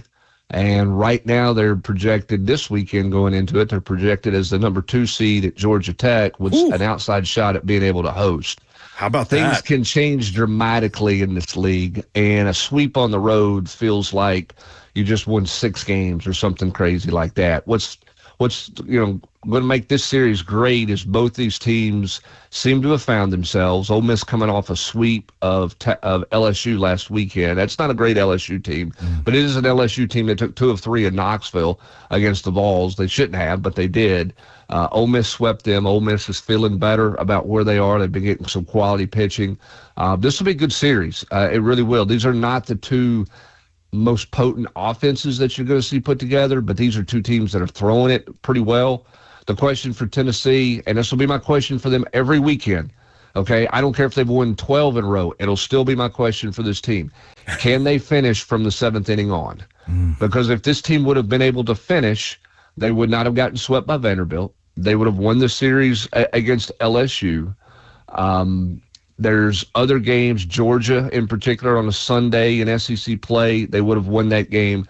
The issue with this team has been their inability to finish. Last week at Mississippi State, they finished from the 7th inning on. It's the first time they've done that all year consistently. Can they do that this weekend against this Ole Miss team? Last question for you, Brent. NFL draft coming up in a week. Is Jermod McCoy going to be the first volunteer off the board? Do you think Colton Hood or Chris Brazzell has a chance to beat him for that spot? Is your prediction for the first Vol drafted next week? Great question. Well, it's not going to be Brazzell, I don't think. I just think there's going to be too many questions that people have about Brazzell because he's a Tennessee receiver. He's a bit of a one-year wonder, kind of deal. He was not very good at Tennessee in his first year, much better in his second year.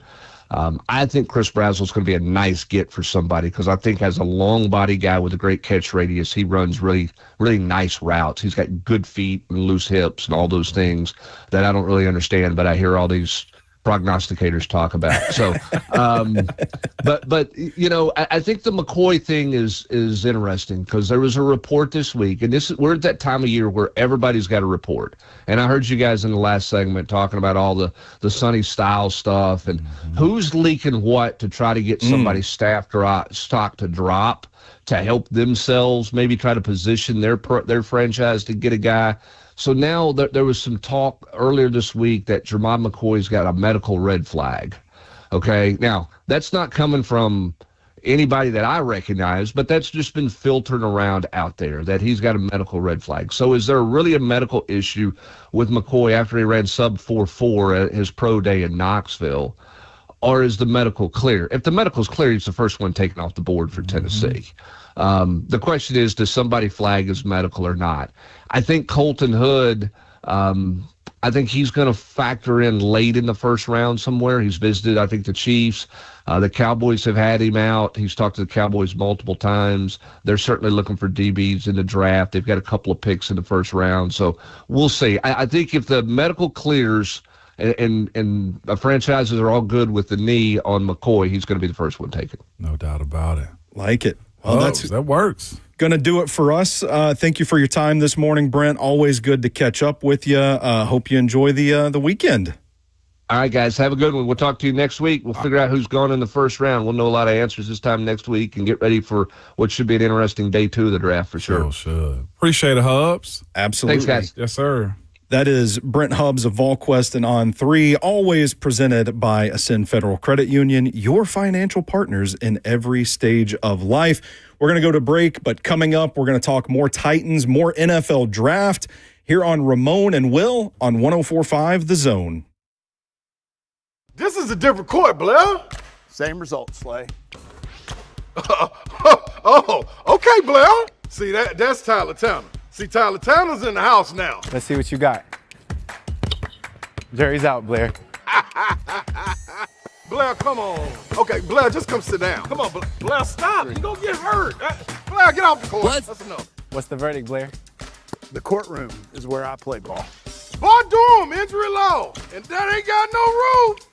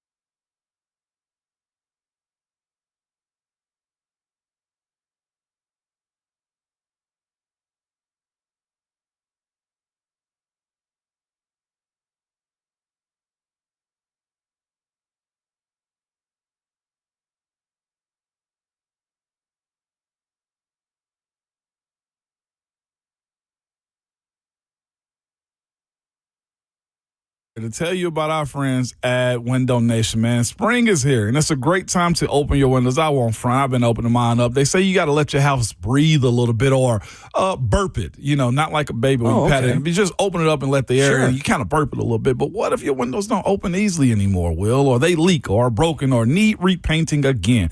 The pros, though, at Window Nation can help you get new, energy-efficient windows, Will, at a great price. They definitely can. With the more you buy, the more you save sale going on now with Window Nation. You can save up to 50% off all the windows for your home. You could also get them with 0% interest financing for 5 years. Sometimes you want to open those windows, let the air in. Other times it's too hot or too cold outside. You want to keep that air out. If your windows are easily leaking, they're broken, or need repairing, get a hold of Window Nation online at windownation.com with an A+ rating for the BBB and over 45,000 5-star reviews. Replace those windows now online at windownation.com.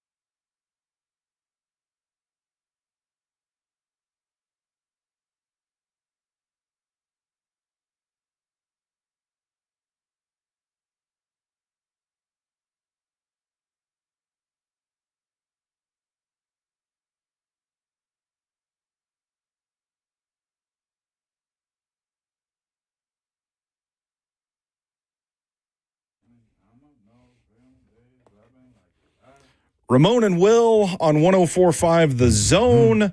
Stoney Keeley filling in for Will Bowling on this fine Friday morning. Now the sun's out.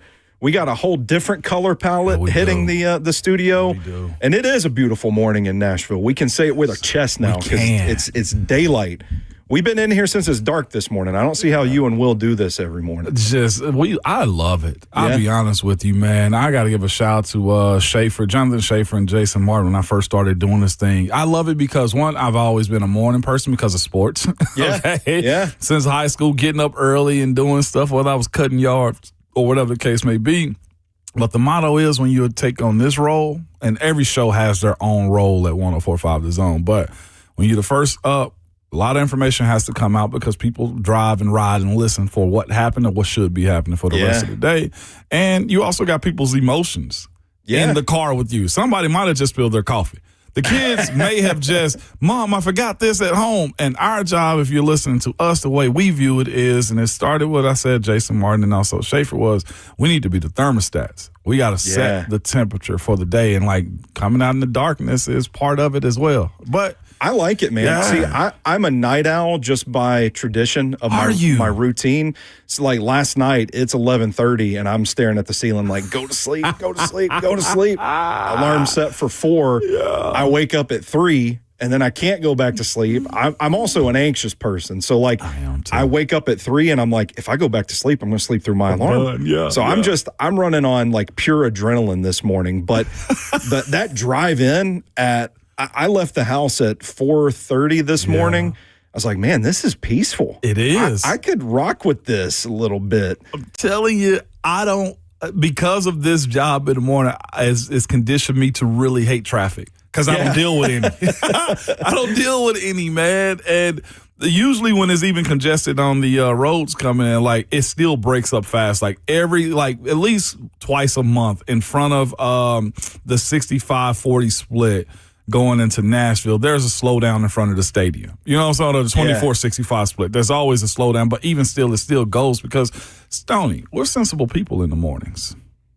We're sensible people. People want to get to work and get their day started. But it's just always been my motto, though, too, since taking this job. Be the thermostat, never the thermometer. The thermometer temperature goes up and down. We got to set it at 72 and be cool. Okay, I thought you were going to say something about where the thermostat goes sometimes. Don't touch it. We don't want to be that either. Well, no, it's absolutely true. No, the thermostat we set it at 72. I like mine, to be quite honest with you, at 70. There we go. Keep me at 70, and we going to be cool the rest of the day. I'm at 68. You a 68 guy? Now, at nighttime, I'm 67. See, I like. Oh, I see. No, I'm serious though. My boomer's showing. I'm like, I still don't know what the 6'7" thing is. I hear it all the time, and I don't know. You're not supposed to. So our age. I'm committed to the bit then. Yeah, I'm not committed supposed to know. Okay. Yeah, no, 67 is where I'd rather go to sleep at. Yeah, and by the way, we lost our lights last night in Hendersonville too. The storm came through. Yeah, it was cool. It wasn't bad. We lost from like 7:45 probably about till 10 o'clock, 10:15 or whatever the case may have been. And so I sleep with just white noise on, the fan. Yeah. And somehow the room fan just stopped working. It's a little small stationary fan. Only purpose is white noise and just breeze around the room. Okay, nothing crazy. I'm not a fan on me in the bed type of person, not in the slightest. Yeah. But now I got to go out and buy a friggin' new fan because the power went out, Stoney. Man, that's a bummer. First world problems. I was driving home from football and other F words last night, and driving through Donaldson, I hit a point where I started noticing, oh, man, the street lights are out, and I'm looking in the buildings. I'm like, dang, nobody's got their lights on. And then I made it through Hermitage, and that's when I started noticing, man, there's some tree limbs out in the road. I was in the studio, me and Zach Lyons, with a whiteboard, just talking about players that are going to be available in the 7th round of the draft. We hear some rain, and we're like, oh, yeah, it's going to be an interesting drive home. Didn't realize how bad it got. It got dicey yesterday. Yeah. So hopefully wherever you're listening to us from, you're okay this morning and the damage not too bad. But, man, tis the season. Yes, it is. We are in it right now, although we've had the driest April I think we've had in a very long time, too. Dude, it's crazy. So now we sound like, the old men at Hardee's having biscuits, 7 o'clock in the morning. I did the first mow of the season. Did you? A couple weeks ago, and I thought, man, this is going to be tough. I let it get a little too tall, a little harder to mow then. But then Wednesday, I had to do it again, and the ground was cracking. The grass was crackling under my feet, and I thought, dadgum, we ain't had that much rain this April. It's been dry. I'm curious the effect that's going to have on the yards this season. I did say, I'm going to say it on air because I told my wife, I was like, after, the rain and wind went down a little bit, I said to her, gosh, we needed this. That's what, oh, man. I wasn't ready to turn the irrigation on, man. Like, I saw my grass browning. Man. Again, these are first world problems, y'all. I know, man. That's all this is, man. But I did kind of put that out there, Stoney. Gosh, we needed this. That's like, man, I take care of my mother's lawn, too, out in Gladeville, Tennessee. You've been a good boy. And I was out there, try to save her a little money. Okay. She's by herself out there. It's hard work. Shout out to mama. I don't want her out in the yard trying to mow it. So I went out there and I was sitting there telling her, stroking my chin a little bit. I got my pipe in my lip. And I'm like, you could stand to get a little rain out here. So, yeah. You telling mom she could stand to do something? Yeah. Get you a little rain out here. A little water on this grass, mama. Yeah. So that's cool stuff. We are going to take a quick break, and when we get back, we will be talking more Titans, more NFL draft. We've got a loaded show this morning on two old men at Hardee's eating gravy and biscuits. That's sweet too. AKA Ramon and Will on 104.5 The Zone.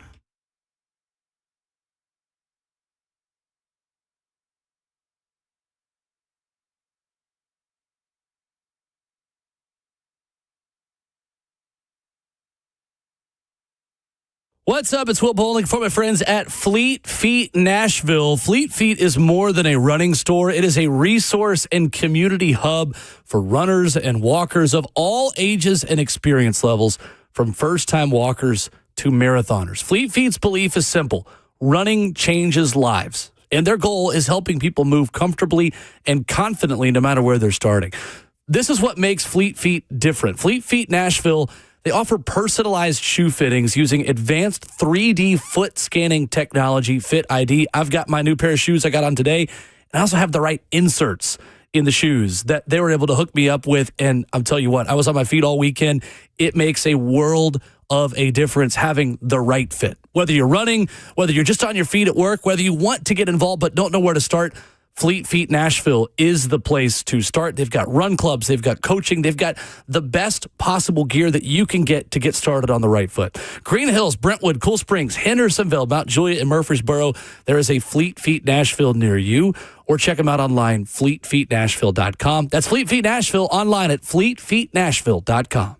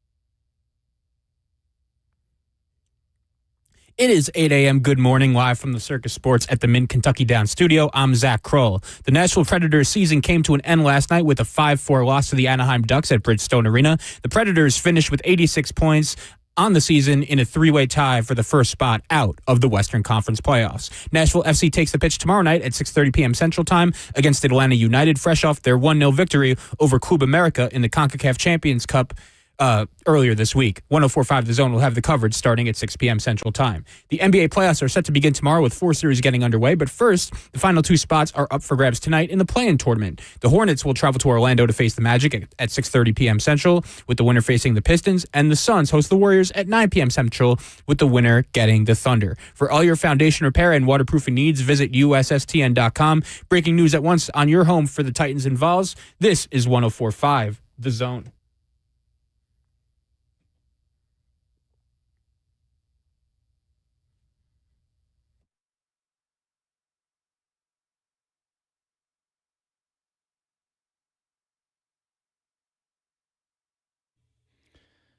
Hour number 3 of Ramon and Will. I think it's hour number 3. Are we on hour number 3? Yeah, we're 3. It was a quick 3, baby. Dang, I just lose all track of time here. It's Ramon and Will on 104.5 The Zone.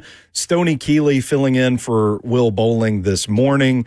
Ramon, we've got a Cam Ward injury update to discuss a little bit. So, Zach, if you can get the clip ready, give me the signal when it's good to go. I'll read this report from Teron Davenport. Shout out to TD. Oh, I love TD, man. That's the guy, man. Good, mess with good TD people. alone. We still got to go to hit that cigar spot up too, TD, if you listening this morning. Man. Yeah. I'm not going to invite myself. I can't do cigars anyway. You can't? No. The vibes is just good in general too, though. Yeah. Listen, I can stand for some vibes. All right, Zach's got the clip. Nothing wrong with that. Zach's got the clip for us. Let's hear from Mike Borgonzi on Cam Ward's injury update. Good. You know, he's been out there. I'm sure you've seen some of the videos online and throwing, and he looks good. He's trending in the right direction. He'll be throwing during minicamp? Yeah, I mean, right now I think he's trending that way.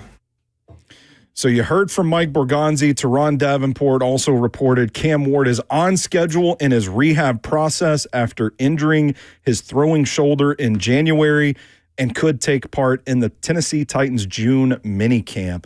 Does this ease concerns about Cam Ward getting back to action sooner rather than later for you? I love a GM with a good old non-answer right there. I was about to say, Teron gave us something.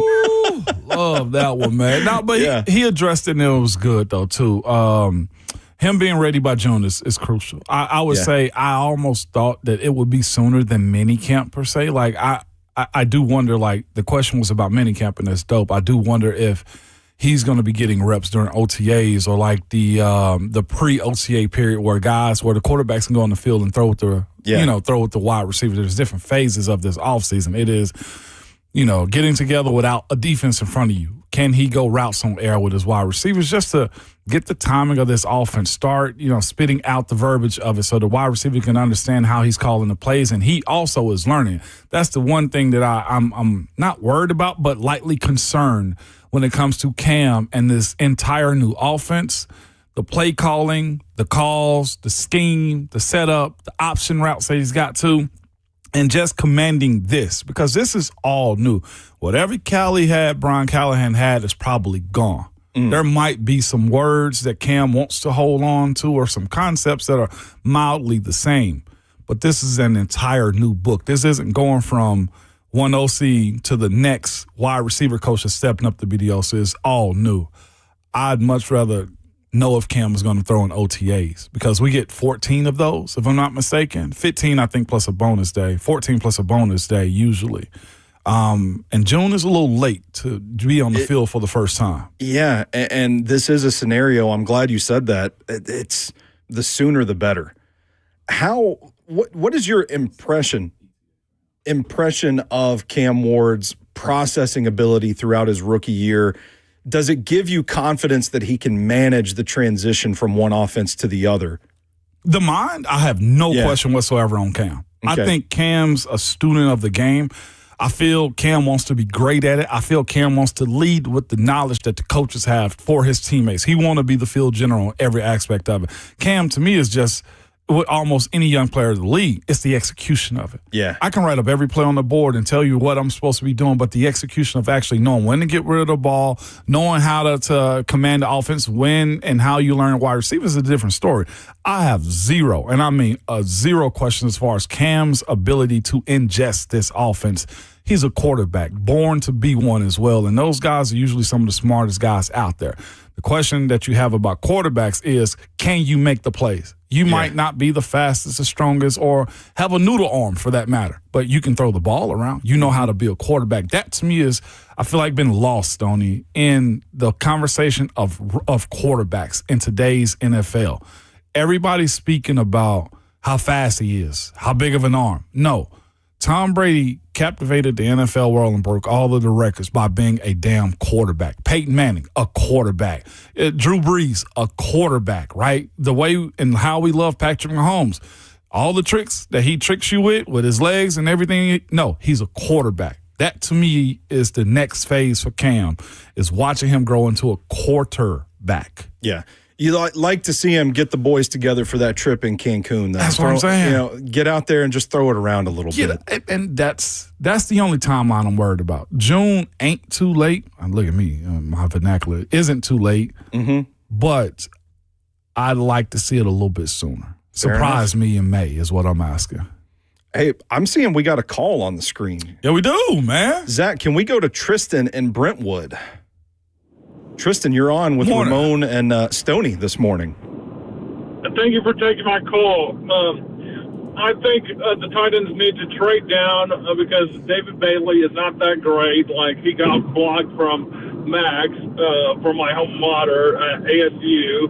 And, trade down with the Cowboys, get Max and Pat Coogan from Indiana. Then you have your center tackle that you can replace Dan Moore, cut Dan Moore next year, and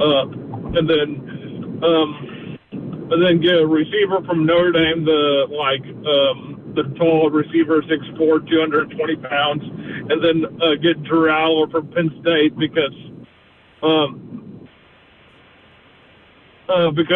Cam Ward won't be ready for camp, and then Drew Aller, 6'5", 243 pounds, and then who's the offensive coordinator? The guy can train him because he looks like Josh Allen. Drew Aller does, and then Drew Aller and Cam Ward can compete for QB because they wanted that last year in training camp, and we would see how well Cam Ward does with Drew Aller, and then get a running back in the later rounds, get a defensive end. We don't need, we already built our defense good, and get Jacob Rodriguez. And then Ramon, for Tennessee basketball, don't we need the 7-footer? Because lots of the teams that are winning national championships in basketball have a 7-footer, coming off the bench or on the court. So, yeah, they'll hang up and listen. Thank you for the call, Tristan. Ramon stepped out for a moment, so I'll have to relay the question to him later. Hey, you're doing some team building this morning. I mean, Tristan just completely outlined the draft strategy there. Trade down because David Bailey's not that good. Tristan, I know you're an Arizona State fan. I am a huge fan of Max Ihanachor, the right tackle. Pretty new to football. I mean, this guy has only been playing for 5 years, if I'm not mistaken. He is a unit out there at right tackle. I don't know, man, he might not be there at 35. So if the Titans were to add a guy like that, you're looking at a potential trade down situation, like you mentioned there. I think he would be a good addition to this offensive line group. Probably not the most pressing need. I think you get him there, you kind of have to figure out where he's going to play. Maybe he could switch to the left side and be a little bit of Dan Moore Jr. insurance if the Titans opt to move on from him after the season's over. You also mentioned Pat Coogan in there as well, the center out of Indiana. This dude is a snowplow, and I don't know that he's necessarily the most athletic, speedy kind of guy, but I do think he is proven He is the MVP of the Rose Bowl. If you can remember the last time an offensive lineman won MVP of the Rose Bowl, he's got the pedigree, he's got the strength, he's got the power, a potential solution at center there. Malachi Fields adding something to the room, the big-bodied X-style receiver. And then Drew Aller at quarterback because Cam Ward is not going to be ready to go. Listen, I'm a Drew Aller fan. I'm a Drew Aller apologist, as a matter of fact. I get why people are scared of him. Yeah. I'm a sucker for a guy that's like big, 6'5", and has an arm like that. I wouldn't mind them adding a developmental quarterback in this, but Ramon, did you catch Tristan's team building of the Titans? I did hear most of it. I had to step out for a second, go get our guest of the hour. But with that being said, the Drew Aller conversation, I do believe if you're taking somebody in the later round, that's okay. Most teams, the teams I was a part of, carried 3 quarterbacks. You usually had your starter, a veteran guy, and then a young guy that you keep in the fold as well. I'm not opposed to the Drew Aller. Only issue I have with Drew Aller is he probably should have left last year. Yeah. I hate the fact that he came back, got injured, and now his stock was plummeted. Oh, man. You're talking about a first-round guy. Yeah. A year later, he's like, day 2 guy. Yeah. And now we're talking like day 3.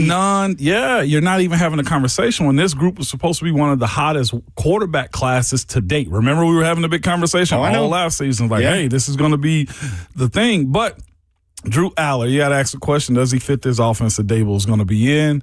As well as the type of quarterback that Cam is. I think some teams try to match up the quarterback backups to match the starter, just so the offense doesn't change as much. And it'll be fascinating to see what Drew Aller would be, considering he didn't play too much in his last year in college. Yeah. That sucks for him. I hope he took out that Lloyd's of London insurance plan of like money's earnings lost and stuff, because he is a direct just product of going back to college and trusting the coach. And then you have a crap season, and your value is gone, and guys get paid off of that with the Lloyd's of London insurance policy that they can take up. So just a crazy situation for him. But, again, Tristan having a conversation about Cam not being ready, I legitimately look at that and say. Spicy. Again, it was supposed to be a surgery. Yeah. But it wasn't. Mm-hmm. And if we know what we know about Cam, I think he's – I don't know. I just don't see him only throwing in June.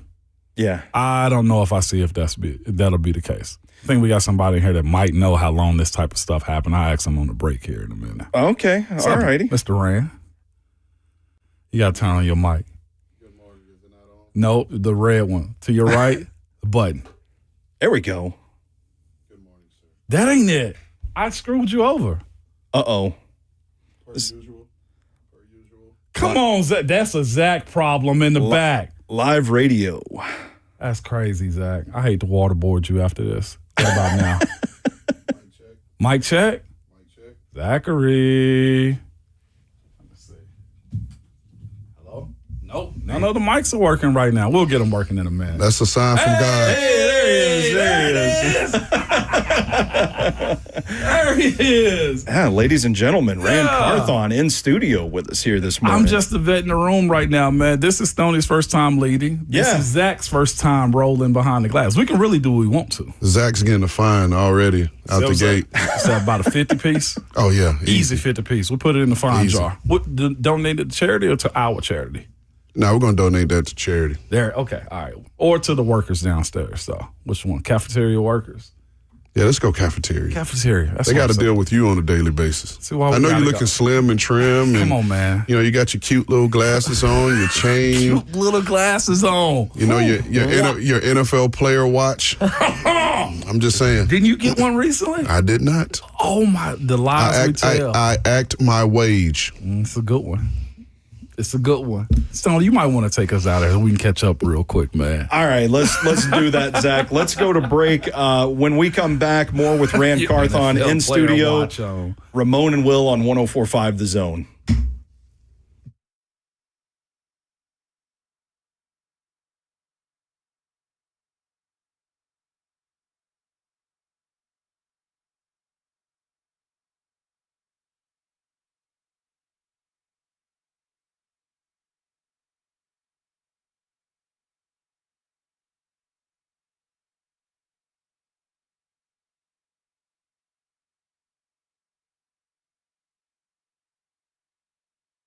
What's going on? It's Will Bowling. For over 50 years, Brentwood Jewelry has been proudly serving the Brentwood community and Middle Tennessee community with exceptional style and exceptional deals every day. And Brentwood Jewelry is a family-owned and operated business spanning 3 generations. When you walk into Brentwood Jewelry, you're there to make a big purchase, something with a lot of value, both sentimentally and monetarily, and you need the right advice, and you need someone to put your mind at ease as you look for that imperfect engagement ring, the timepiece, the anniversary gift for that special someone in your life, maybe just for yourself. 7012 Church Street East, located in the heart of Brentwood, just off Franklin Road. I could personally vouch for Brentwood Jewelry. It's where I got the engagement ring when I was popping the question, and you can find a great one there as well. Check them out online at BrentwoodJewelry.com and get the family-owned atmosphere and peace of mind that comes with shopping at Brentwood Jewelry. 7012 Church Street East, located in the heart of Brentwood, just off Franklin Road, online at BrentwoodJewelry.com. That's Brentwood Jewelry, exceptional style, exceptional deals every day for over 50 years.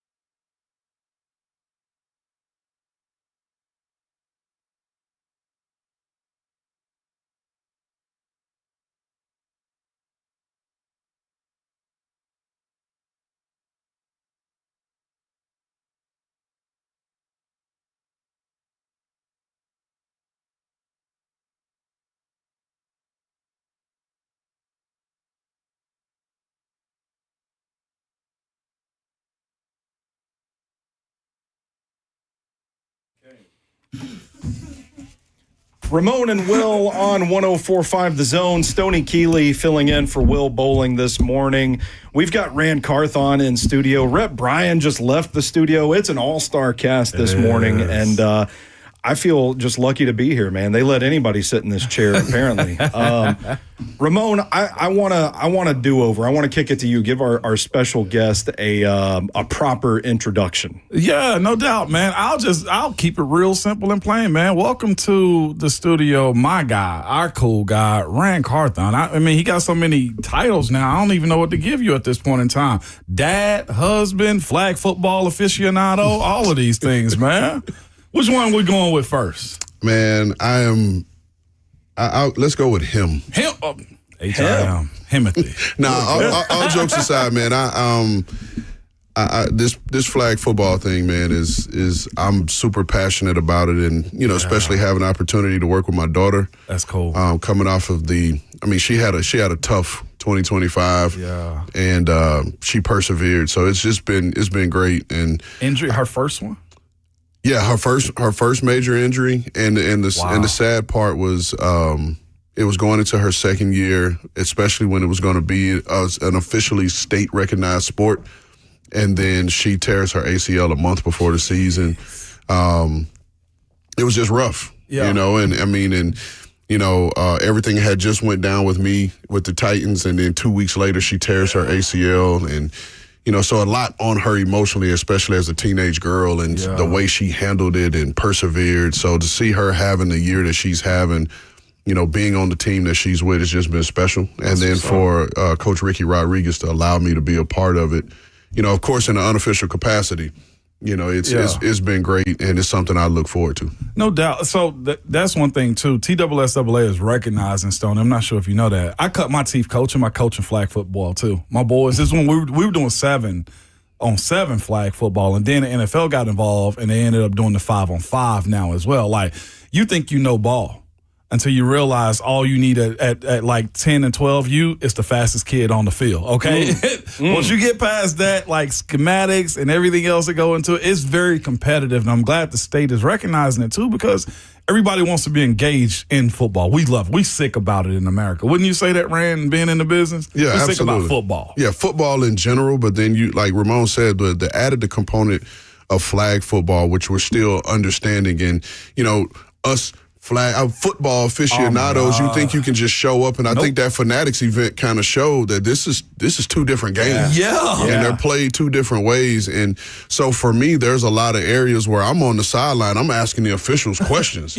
Like, hey, is that an automatic first down? Yeah. Like, what do we call in here? Like, how does that work? Absolutely. And because I'm still learning. But again, more than anything for me, it's my daughter's senior year. That's dope. And Ramon already knows this, but my daughter will be going to University of Tennessee. Yay!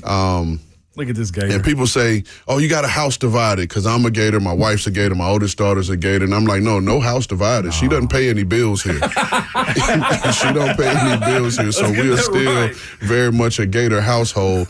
But again, just being able to enjoy this time with her and spend this time, and be able to spend as much time with her before she leaves for college, it's just made the moment special. He before, real quick too, he's kind of burying it a little bit. Their team is pretty cold, is it not? We're all right. We What's got the a record? 10-2. 10-2 on the season, and got a big matchup coming up senior night on Wednesday, a dual match against Brentwood and Nolensville, and play Nolensville first, and then Brentwood would be the last game of the night, and then that's going to decide who is the region champions. Right now we're both, we have a better record, but I think Brentwood, if we were to beat them or lose to them, I think they will own the tiebreaker. Okay. And so need to finish that out, so we'll have the region championship, but I'll also be able to host the first round of the playoffs at our place. I'm very pro flag football, even for the boys, because it's an introduction to the game. Before, we were just thrown out there. Here go your pads. Let's do bull in the ring, and let's get to it as quick as you possibly can. And the athlete in the game is so much faster and different now that I do think there needs to be an acclimation. Like, show them what speed looks like. Understand the schematics of the game. And I have parents asking me all the time, I'm sure you do too, being in the business, like, when should they start playing football? I said, do flag first. I didn't start playing football, tackle football, till the 7th grade. Flag is a great intro to me, and now I like it even more so because I'm a huge women's sports guy at this point too. Like, my wife has made me the biggest women's sports guy ever. And shout out to Keisha. Shout out to Keisha. The fact that the girls can get into it as well, I'm sure you're appreciative of it. No, 100%. And I was like you. I didn't start playing ball until I was in the 7th grade. See?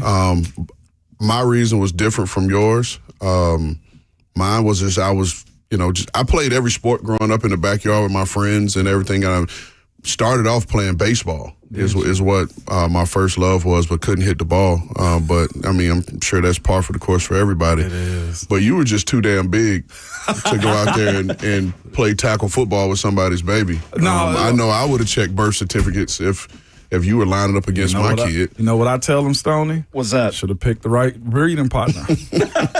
My dad is 6'4", dated women that was no less than 5'10". I'm a product of genetics, baby. That feels calculated. I was going to say, we have some Ball brothers, some St. Brown-ism going on in the Foster household. No, I'm just saying, don't be talking about my child too small when you went out and got the little 5'2" woman. That ain't no me. Hey, RJ Miles dog him. It ain't our fault. That's the way I look at it, man. Do what you want. That's the point. I'm curious, what would you guys say was the biggest adjustment between football and flag football? Like, what kind of caught you by surprise as you're trying to, like, feel it out and learn what you guys said is essentially like a different game? Yeah, I say for me, it's going to automatically be the contact. Right, it's going to automatically be the contact. There are certain areas where, if you look at the boys 7-on-7 circuit that they run in the summer, a lot of those guys play tackle football with all these different leagues, all these different sponsors and people involved in that 7-on-7 league. There's no contact there, right? There's no contact there, and it's traditionally made for the skill guys. Well, you get introduced to the tackle football side of it, and you got big dudes like Ramon where you got to figure out how to avoid. Because that was the one thing for me coming up. I'm like, it doesn't make sense. Like, why am I going to run with the football and let you hit me? Like that, sense. Maybe my math is a little bit off, but that didn't make sense to me. But I would say that part, and then once you really get used to that, and like Ramon alluded to, the schematics come in. And you have to understand moving parts. You have to understand formations and down and distance and situations. And that's one of the things with the girls that I'm working with, my daughter on when we're watching film together or when I'm talking to the girls on the sideline, like, hey, we got to understand down and distance. Like, we don't have to bite on anything short if it's a long yardage situation. Like, play back, play it down, and let's force them to punt. Because that's one of the new rules this year in the state of Tennessee is before you can say punt, and then they'll flip it down to the other side of the field. Well, this year we're actually punting. Where you're actually punting. And so and we have two really good punters. Wow. And so it's a feel and game changer for us. But again, teaching them the schematics of it, teaching them down the distance, small little nuances, picking up on things that will help give us an advantage. And we've won games because of it. Because of understanding. I have to ask you too. I know Stoney's been ready for you for a while since Let's I told do you it, man. Come in. I got questions. Well, listen, let me tell y'all this. Last night I was at Amplify Nashville event, which shout out to Amplify Nashville. Really nice event. Totally forgot that I had a phone interview with Mad Dog Radio. Yeah. I'm literally sitting there at the desk and I see this funny number pop up and I'm like, oh, it's spam. Yeah. Then I get a text like, oh, hey, I was like, oh. So I step outside and I go to what I thought was a quiet part. And so I'm talking and we're talking draft. And then they bring in a mariachi band. And then so now the mariachi band's going crazy. Long story short, I have to close the door in a broom closet that said employees only. Wow. To finish this thing. Hey, what's crazy, can I go ahead and I'm going to throw this off the backboard. And they say you never worked around here, man. That's crazy, dog. But you're still on the clock that late. Go ahead, Stoney, before I get petty. Okay. Sometimes you don't have to fight your own battles. All righty then. Well, talking about the NFL draft a little bit, I'm curious, Rand. We've been talking a lot about Arvell Reese this morning and kind of what you do with a prospect like that might not have the production that you would like in a top 5 caliber pick, but obviously the talent, the traits are off the charts. you're sitting in that chair and it's decision time. How do you balance those two things between productivity that might be missing and the traits that are elite? Well, I'm glad you brought up, Arvell Reese in particular. I go back to the first game of the season, and on our podcast with the first pick, my co-host Ryan Wilson and I, we do a young fella of the week, and where we find the guy that, hey man, this guy balled out, and no joke, our two young fellas of the week after that first week was Mansour Delane and Arvell Reese. Get out. Hey, there you go. And we're like, I don't know who this number 8 is, but he was everywhere. Yeah. And he was on every tackle. So I'm glad you brought it up from the standpoint of we have to remember that this guy this was his first year as a full-time starter. Yeah. And so the upside is tremendous, and he's still scratching the surface of what he can be. The one part for me where I struggle, and I have struggled with Arvell Reese, and I asked him specifically at the Combine, and you could check it out on his Hey Rookie a video, a documentary, vlog, whatever they're calling it, that was just released. I asked him, where do you want to play? Yeah. Where do you want to play? That's a smart question. And he said, and I want to be specific in what he said. He said, if I am in a 3-4, I want to play outside linebacker. And I think and I went back and I watched his Hey Rookie thing, and he was like, I want to play outside linebacker. And he was like, I felt like that needed to be stated. Now, here's where I left questioning. When he said outside linebacker, right, he was specific when he told me in a 3-4. So we know what that means. He wants to rush and do those things. Yep. But if he's in a 4-3, is he considering outside linebacker a Sam? Is he considering it a Will? Right? And so those are it left me with more questions than if I were still in a front office. That's when we're on the visit, like, hey, man, like, explain that a little bit further. Okay. Or I would draw up a 4-3 structure and, like, hey, go circle the one you want to line up at in this defense. There you go, yeah. And so for me, and I'll stick with, things here in Tennessee and just having gone from Tennessee's transitioning from a 3-4 to a 4-3, which, I mean, we're talking base defense. Teams are in base defense, 25%, 30% maybe. Go nickel down. So everybody's going to eventually get down to a 4-down structure, right? But in this defense, and for Arvell Reese in particular, the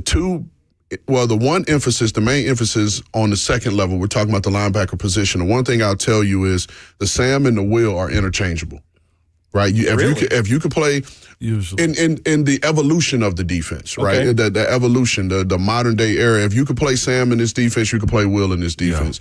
Yeah. And typically, if you could play Mike, you could play Will. Right. But the Mike is a lot on the plate of the Mike. Yep. Right? Because you got to handle everything in the front. You got to get those guys aligned, but you also got to be great in coverage. And that's what made Fred Warner, before Fred Warner became a household name, quarterbacks were recognizing him because he would just take routes away. That doesn't show up on the stat sheet, but now the quarterback has to pump and come off of that read, which now allows the rush one step closer to get there. And that's where quarterbacks was like, I'll never forget, we played Green Bay in a regular season game, and you can find it, you can Google it, look at it on YouTube.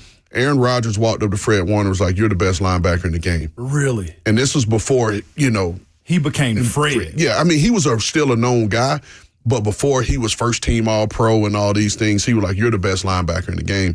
But it was because of the coverage awareness, and that's what required for that Mike. But then the Sam, the infancy of this defense, and when I say the infancy, I'm going back to the Seattle days when Pete Carroll was hired and Dan Quinn was running that defense, and Robert Saleh was a quality control coach, and Marquand Manuel was a secondary coach in that scheme. That Sam linebacker had to be a superhero. Okay. Right? And we were running the same, when we ran the same defense in San Francisco, you're always looking for that superhero Sam. So when I say superhero, I'm talking Von Miller.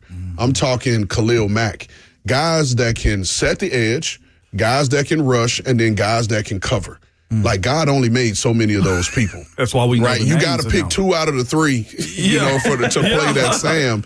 But a guy like Arvell Reese could be that superhero Sam in this scheme. Okay. Right? Because he can set the edge, he has some rush ability, but he can also turn and run and cover. Now, that may be probably the third ranked thing that he does out of those 3, but he can do it at a functional enough level to where he can carry a running back on a rail. He can carry a tight end up the seam. type of thing. So Arvell Reese is going to be super intriguing. I see his range being 3 to 5. I don't think he gets past 5. Okay. And I think, and this is just me understanding Denard Wilson and everyone. I know there's some fodder about, they just took Abdul Carter at 3 last year, and they're kind of similar. Yeah. Well, the one thing I know about Denard Wilson and his defense is if he has a player like Arvell Reese, they're going to line him up to a veteran like Tremaine Edmonds who can get him aligned, help him out in what to do. And then now in that sub package, how creative can you be if you have Arvell Reese on the field, Abdul Carter, Brian Burns, Kayvon Thibodeau, and Big Sexy Dexy if he's there in the middle. Yeah. So now you can get creative. You can walk Arvell, you can walk Abdul Carter over a guard and create a 5 down front, and now you get 5 one-on-ones. You cooking. And now the ball has to come out quick. And now, again, you got 5 one-on-ones. And we're playing short field at that point, too, because you can't hold on to it. Exactly. You cannot hold on to it. That's fascinating, looking at the Giants' perspective on this one, though, too. Okay, so, Ren, the other part of this, too, and as far as the Titans are concerned, 4. All right, Arvell gone. What do you do with Sonny Styles? Because you mentioned Fred, and that's been my comp. Stoney is in the same boat as well. I'm with you on that. I'm going to let you ask your question first. My bad. No, that was it. As far as if Arvell isn't there, let's say, and that's been, I guess, as of late, the report is, well, what if Arizona takes Jeremiah Love, which a lot of the Titans fans love him at 4 for the Titans. So now you got to pivot. If it's Mendoza, Bailey, and Jeremiah, you got Arvell, Sonny. And that's the way I kind of look at that. I'm not putting Carnell Tate at the number 4. Yeah, and where are you at on Sonny, a non-premium position?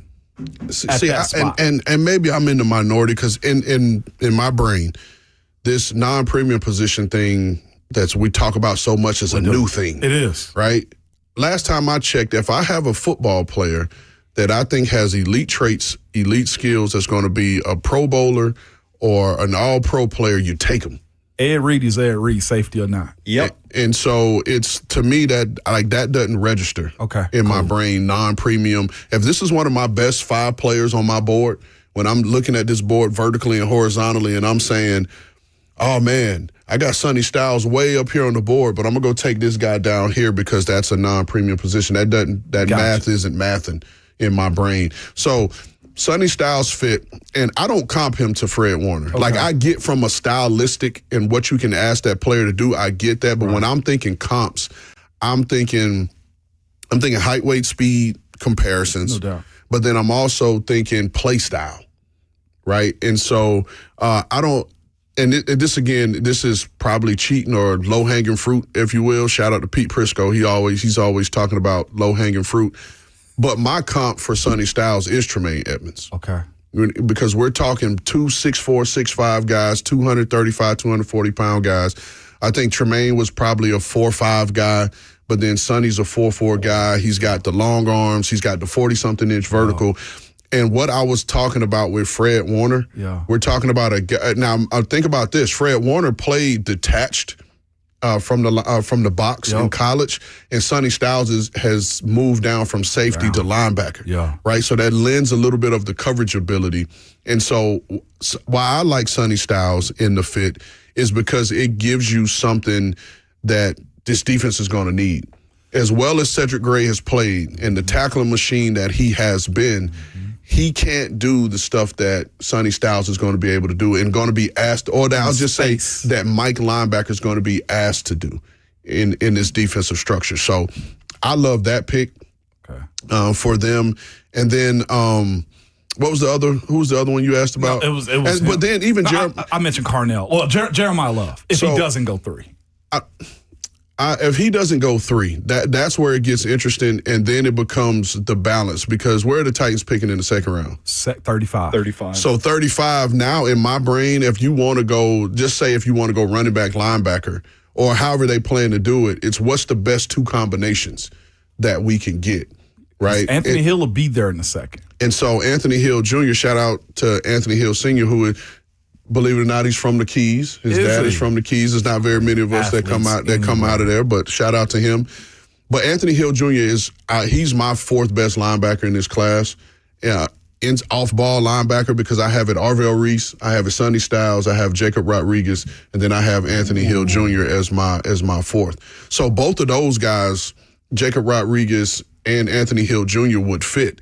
So now if you're the Titans, do you go Jeremiah Love with the hopes of getting an Anthony Hill Jr. or Jacob Rodriguez at your next pick? Is that the best combination versus, call it Sonny Styles, Arvell Reese, or someone else at that other pick? Could you get a Chase Basantis, a guard from Texas A&M, who I love? He'll be, no matter where he goes, he's going to be a plug-and-play day one starter.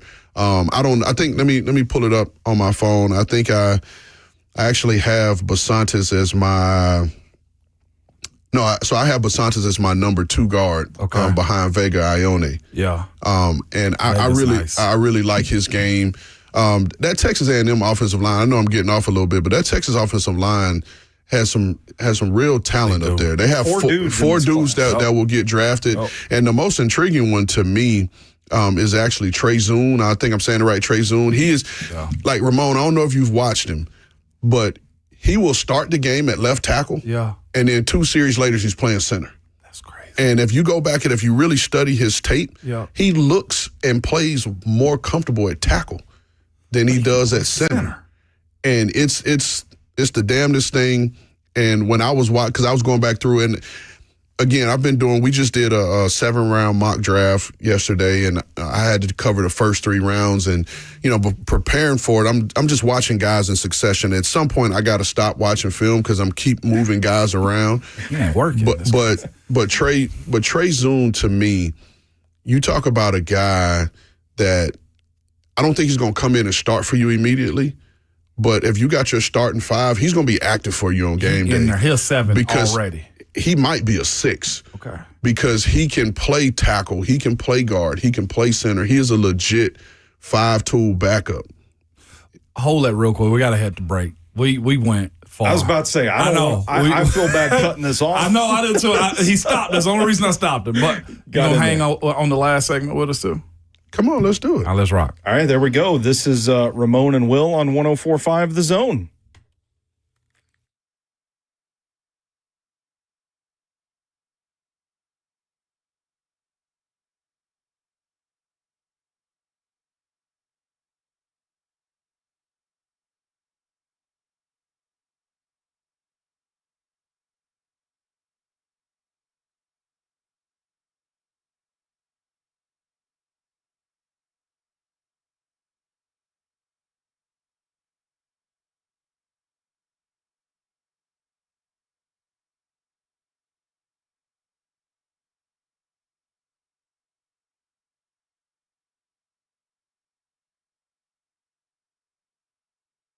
It's Ramon Foss for Hiller Plumbing, Heating, Cooling, and Electrical. Man, let you know, nobody likes dealing with a plumbing, HVAC, or electrical emergency at all. I had a couple of those, but it wasn't because of Hiller last night. My lights just simply went out. But I'm here to tell you, if your lights went out and popped back on and you had some issues with that, well, guess what? Hiller's the company that can help you out with this, man. They're experts. They solve your problems quickly. And the price you told is the price that you'll actually pay with no hidden fees or surprises on your bill at all. They've been in business for over 35 years and are family owned and operated. Their techs, very professional, very experienced, and very trustworthy as well. They're all background and drug screened too. So when they're on their way, this is the cool part about them. You'll receive a photo of the tech and a link to track them in real time, so you're not sitting around wasting your time. The motto is, and they believe in it, happy you'll be or the service is free. If you're not satisfied with the work that they do, they'll simply give you your money back or try to fix it as best as they possibly can. To learn more about Hiller or to book with them like I do, simply head over to happyhiller.com.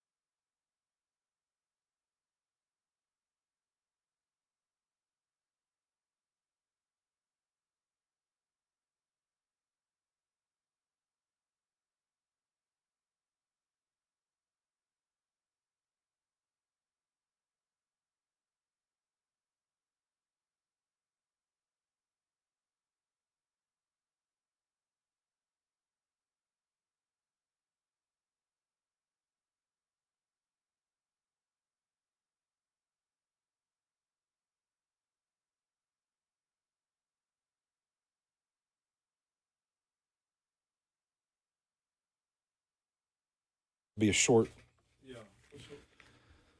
Ramon and Will live on a Friday morning. Beautiful Friday in Nashville, Tennessee. Stoney Keeley filling in for Will Bowling. Rand Carthon in studio with us. We got a lot of moving parts going on this morning. We do. We're talking NFL draft.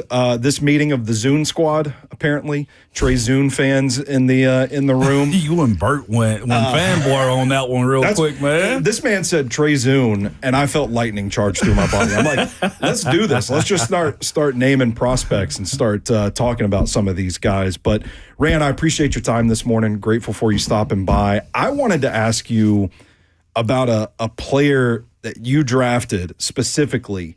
7th round, 2024, Jalen Harrell out of Michigan turned into a productive player down the stretch. 5 games in a row, I believe, that he had 5.5 sacks.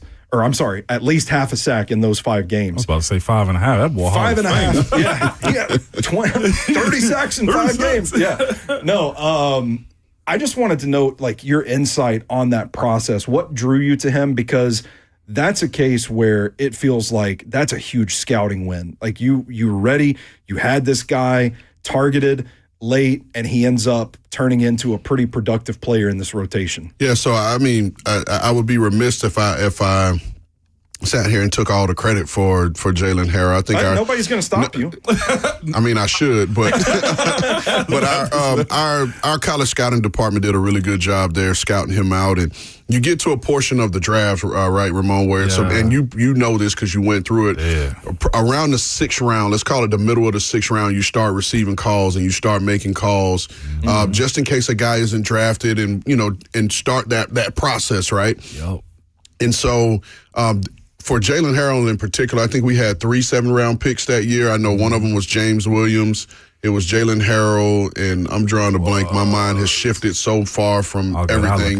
Let me do that for you. What the cool thing was, we got to a point in the 7th round where you turn and you look and you say, okay, you're looking at your front board, right, which is where you have all the guys, and you're like, and by a certain point, you start moving the cards around.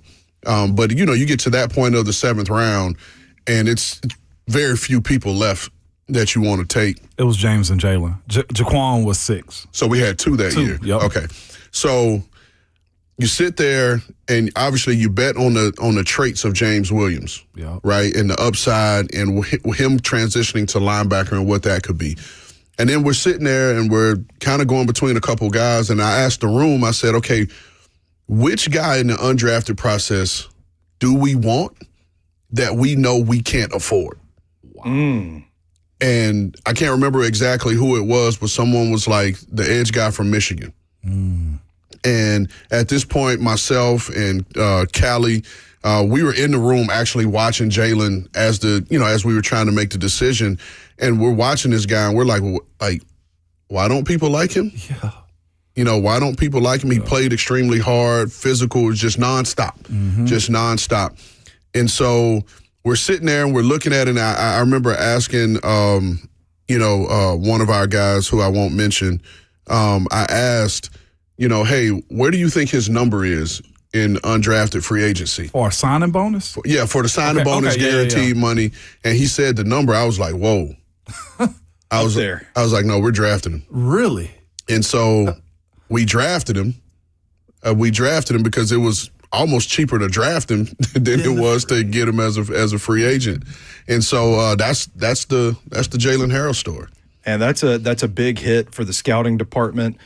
Pulling the trigger on that, like that's good stuff, man. That's what you like to see, those 7th round guys turning into contributors. It is, because those guys, we call them core guys, special teams contributors. Because it's your stars are your first rounders and your label guys. Like that's always going to be the case. That's fascinating. We will. Rand said he's going to hang with us at the top of the next hour too.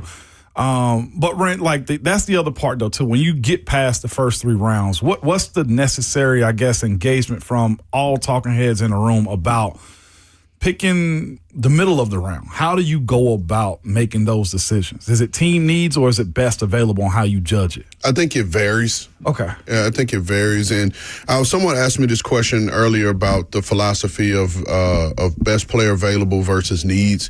And I think even that strategy varies draft to draft. Okay. And how deep an actual draft is, right? Because if it's not a deep draft, and you're still trying to address needs, you're not addressing those needs, right? Because now you're like, okay, well, in a normal draft, a guy that I'm taking at 96 would typically be 145, right? So are you addressing a need by taking that player in the third round because it was a need at a position? You know what I'm saying? It's a draft by draft basis on whether you're going best player available versus a need. But then the best player available thing too, you have to be careful because you don't want to just stockpile talent, right? Yeah. And I that was one of my things was like I don't want to talent collect, I want to build a team. Yeah. Right, because now you end up with, all right, man, we're so deep at this position, but like we're trash everywhere else. Because we're just taking best player available. So you have to be careful in how you align it. But for me, man, it's it's about building a team, and it doesn't have to make sense to everybody else, right? And I think back to Bill Polian and watching him and being, in that Colts organization when he built that team. Some of the picks that he picked in those mid rounds and those late rounds had people scratching their heads like, what? Yeah. The why? But then when you put it on the field, it fit. Like, and the one that jumps out of my mind is Robert Mathis. Yeah. We all know who Robert Mathis is now, right? Potential Hall of Famer, Colts Ring of Honor. I think he's the all-time leader in sacks in the Colts franchise, but he was a fifth-round pick out of Alabama A&M. Crazy. That was 6 feet, 235-pound defensive end. Who would take him, right? Who would take him and feel comfortable putting him on the edge, right? But Bill Polian took him. Why? Because he knew the fit with Dwight Freeney, with Raheem. What was Raheem's 79? Raheem Brock. Okay. Understanding that Raheem can be that left defensive end, Freeney could be the right.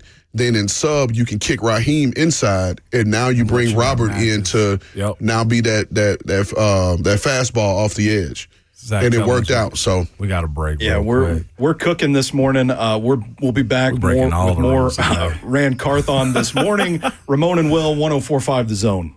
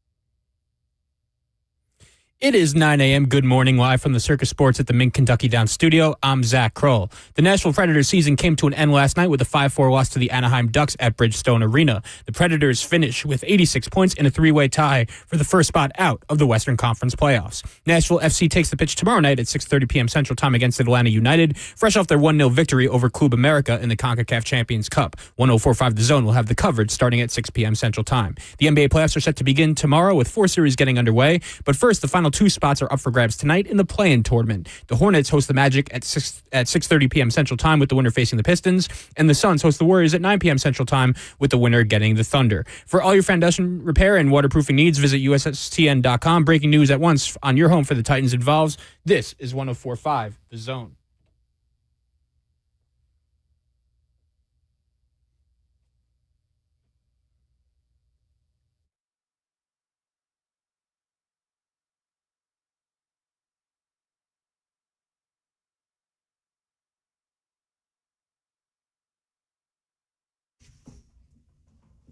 It is the final hour of Ramon and Will. Stoney Keeley filling in for Will Bowling this morning. My, how time flies. I can't believe we're already down to hour number 4. We've got Rand Carthon in the studio. Of course, Ramon Foster with me as well, talking a little NFL draft. Rand, if I may, big topic of discussion this week has been the dynamic in the building leading up to the draft. These conversations where maybe the GM, maybe the personnel people, the scouts are on a different page from the head coach, the coaching staff, on a prospect where there might be a little disagreement. What is the process like to resolve those issues? And what do you do to get past that?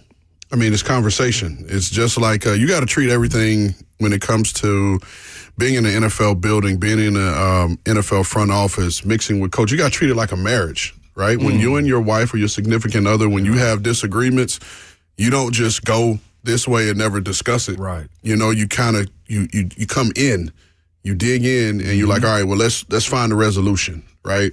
And so what I'd like to do this time of year, you put in so much time, right? The scouts have been on this draft class since last June, some since 2 weeks after the draft, you know what I mean? Oh, yeah, because, I mean, that draft is over. Oh, okay. So there's nothing to watch from those guys, and now it's time to move forward. And so these guys have put a lot of work into it. The coaches come in after the season, and then they put a lot of work into it. And so you get them to a point in the process where you have your board stacked and everything. And what I'd like to do is I would use this weekend as a time for the head coach and I to let's come in. It's just you and I. We're in the draft room. We lock the door, and we pull up the board, and let's just go through everything, right? And then if there's a disagreement, let's turn on the tape. Let's turn on the tape and watch the guy, and let's talk through it. And then if you still can't come to a resolution, if I feel like the coach is super passionate about it, then I'll say, hey, you know what? Like, I'll bend. I'll give you this one. Yeah. Because to me, that's a part of building a relationship, especially if it's someone that you hadn't worked with before. I think if you come in with a coach that you've worked with before, you know what they're looking for. You understand it. It's not much friction. You understand what's going on. But if it's someone that you've never worked with before, that you're still learning how they like things done, or a certain style of players, you're like, okay, I'll give you that one. Yeah. But it's with the understanding that, like, hey, moving forward, if that flops, then like, hey, we gotta, it's got to be some checks and balances here. Keep some score there, right? And it's not like it's not being petty, right? But it's like, hey, man, like I acquiesced on the last one, like this one's mine, because at the end of the day, you can say it's mine, but it's ours, right? Because you as the GM, this is your time. This is your Super Bowl. This is your season. Mm-hmm. So if the pick isn't right, whether it was the coach's guy or not, you're on the hook for it. Mm-hmm. And so you have to be willing to stand up and say, all right, that was my guy, right? Well, because at the end of the day, it falls on you. And so that's, to me, that's the best way to resolve it. And again, you just meet force with force. You have those tough conversations. Again, going back to marriage, being married. Sometimes, You have those situations where there's an argument and everyone's passing like two ships in the night, just not talking. Yeah. When all it takes is that 20-minute uncomfortable conversation. Yeah. Yep. And people don't like being uncomfortable. So you have that 20-minute uncomfortable conversation, you find a resolution, you move on. There you go. So you comparing it to marriage. So basically I'm hearing whoever my wife wants to draft, that's who we're drafting as well. What's going on in my household anyway? I think that's most households. Yeah. But that's the best thing about men. We don't argue well. And we don't want to argue. So therefore, how can we fix this? Yeah. Yeah. Let's just fix it. That's very true. So I was telling Stoney about this too, because it became a big topic yesterday. It's like, well, this is their first time. Robert Saleh's very passionate. Mike Borgonzi's into his bag as well. And I'm thinking to myself, like, well, it is mostly, Randy, you let me know if I'm right or wrong, it's mostly the GM's job to get the coaches what they feel like they need to go and play and be successful. Because everybody's job's on the table about what this talent we draft and what you do with them on the field. Everybody's in the same boat.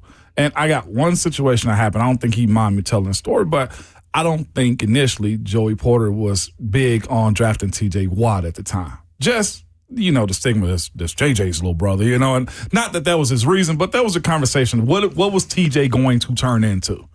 And a little bit of a conversation. Yeah. And a little bit of that was Kevin Colbert's like, we getting him. And now he's a 100-sack getter at this point in time in his career.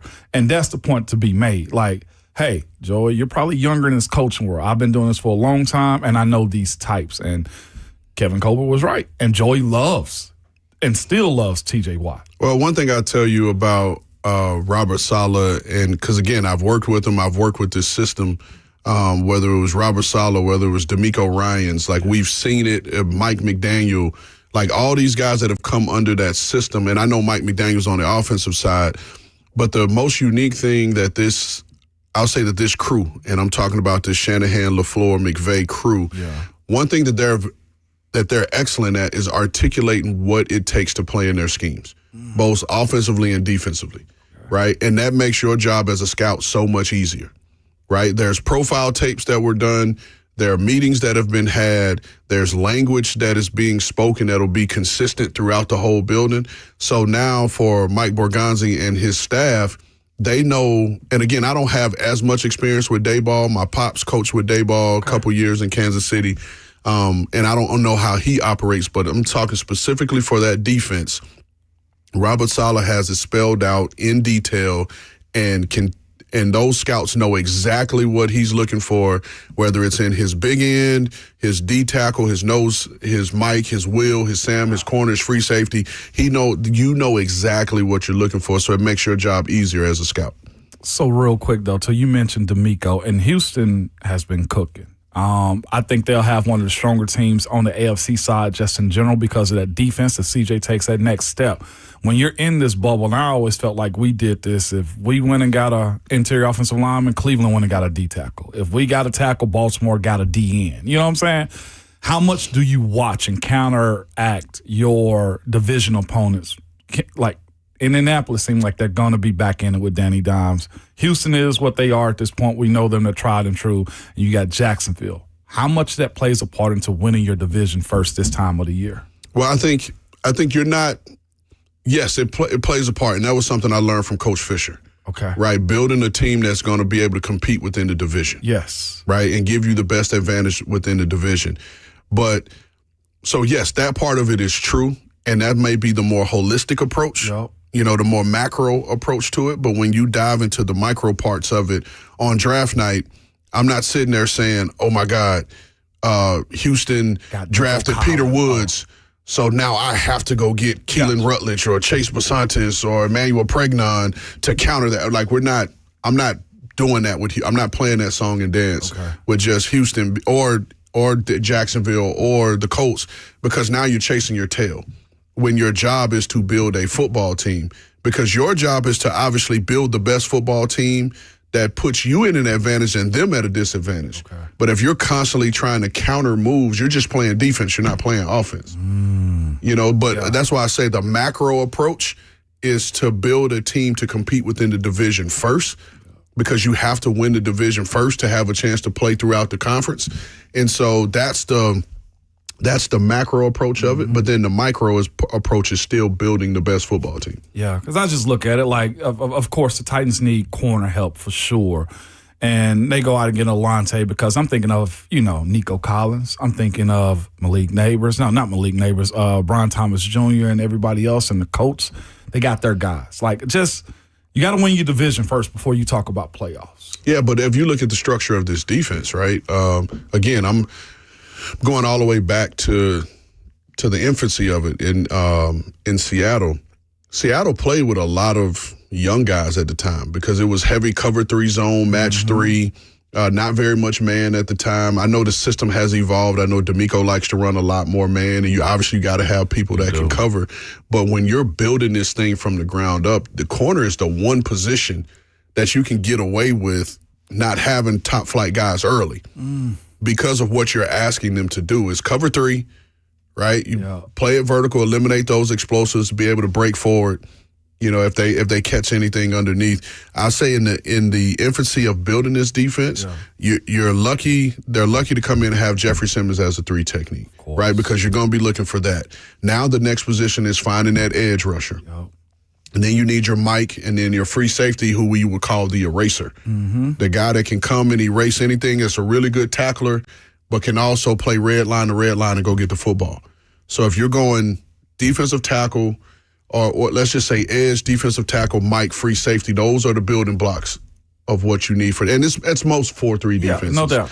But particularly in what's on the free safety's plate, what's on the Mike's plate, the Mike probably has the most on his plate in this system because it's a Mike-friendly system. If you go back and you look at all these defenses, there are 4-3 structures that if you go back to the Tampa Bay Bucks days, right, or you talk about Tony Dungy had to have a wheel backer. And so they covered the wheel up and he played sideline to sideline, made a ton of tackles. Well, in this defense, that's the Mike. And you look at everybody that has played Mike in that system, right? You go Bobby Wagner, ton of tackles every year leading the tackles. You look at Fred Warner, ton of tackles leading every year. What does Houston do? That when Azeez becomes free, they go get Azeez. Now Azeez, ton of tackles. So the emphasis will be put on the Mike. Sounds like Sonny Styles at 4. That's what I'm saying. Like you talking about the superhero Sam earlier. You're talking about the Mike in this defense. I mean, it kind of feels but again, to Ramon's point, you could go Jeremiah Love at 4 and then have Anthony Hill Jr. staring at you. About Jeremiah. But Jeremiah, it's to me, and I'll say this quick, because I know we have another special guest coming in and y'all kicking me out. You buttered me up with a donut. And I did. You know what I mean? Fire too, man. But Jeremiah Love is head and shoulders above the next person at his position. Yes. Right? Ain't even close. And so it's Jeremiah Love, and then it's everybody else. And that's no disrespect because my number 2 running back isn't the same as everybody else's number 2 running back. Who you got? I love Emmett Johnson out of Nebraska. Okay. Yes. And the reason why, and this is no knock on Jadarian Price because I think, and the more I'm watching and cross tape, I'm like, damn, Jadarian is really good. but for me being a running back, and you know this, Ramon, as being an offensive lineman, there are just some guys when you see them play, you're like, that's a running back. Can't even put a name on it, right? That's a running back. It's just something that he does instinctually when he's running the ball. It's not him understanding what the diagram or the chart is saying. He is just instinctively reacting to what's in front of him. And I just really like that. Now, again, his combine numbers and all that wasn't impressive, but he had some runs at Nebraska where you're like, okay, this guy's plenty fast. Ball player. But yeah. It's fun, man. As you can tell, this is my passion. I see. I don't have hobbies, so if I'm home, this is what I'm doing. I'm either watching film to evaluate these guys, or I'm watching girls flag football to find an advantage for my daughter. No doubt, man. Well, hey, we even certainly get Ron in here again. Nah, I'm playing. Savage is on his way. He on his way. I never dog my dog, and he got donuts in here as well too. So there we go. Savage is showing up for the donuts so. And vibes. That's it. Donuts and vibes, baby. There we go. Well, Rand, thank you very much for your time this morning. This has been awesome. The chat has been blowing up about this conversation. Hey guys, be nice, please. You're making us smarter this morning. I know how sometimes Titans World can be. Yeah, I like you guys. They do. It was a good relationship. Still is. And you in the community still. Yeah, and I'm not leaving, so I'll be around. Somebody asked the question, Rand, yeah, he lives here. And I'm not moving. Not moving. Not even because of the state income tax. It's the Wolf of Wall Street in here. I'm not leaving. I'm not leaving. I'm not leaving. All right, we're gonna take a quick break. On the other side, we're talking to Ron Slay. It's Ramon and Will on 104.5 The Zone.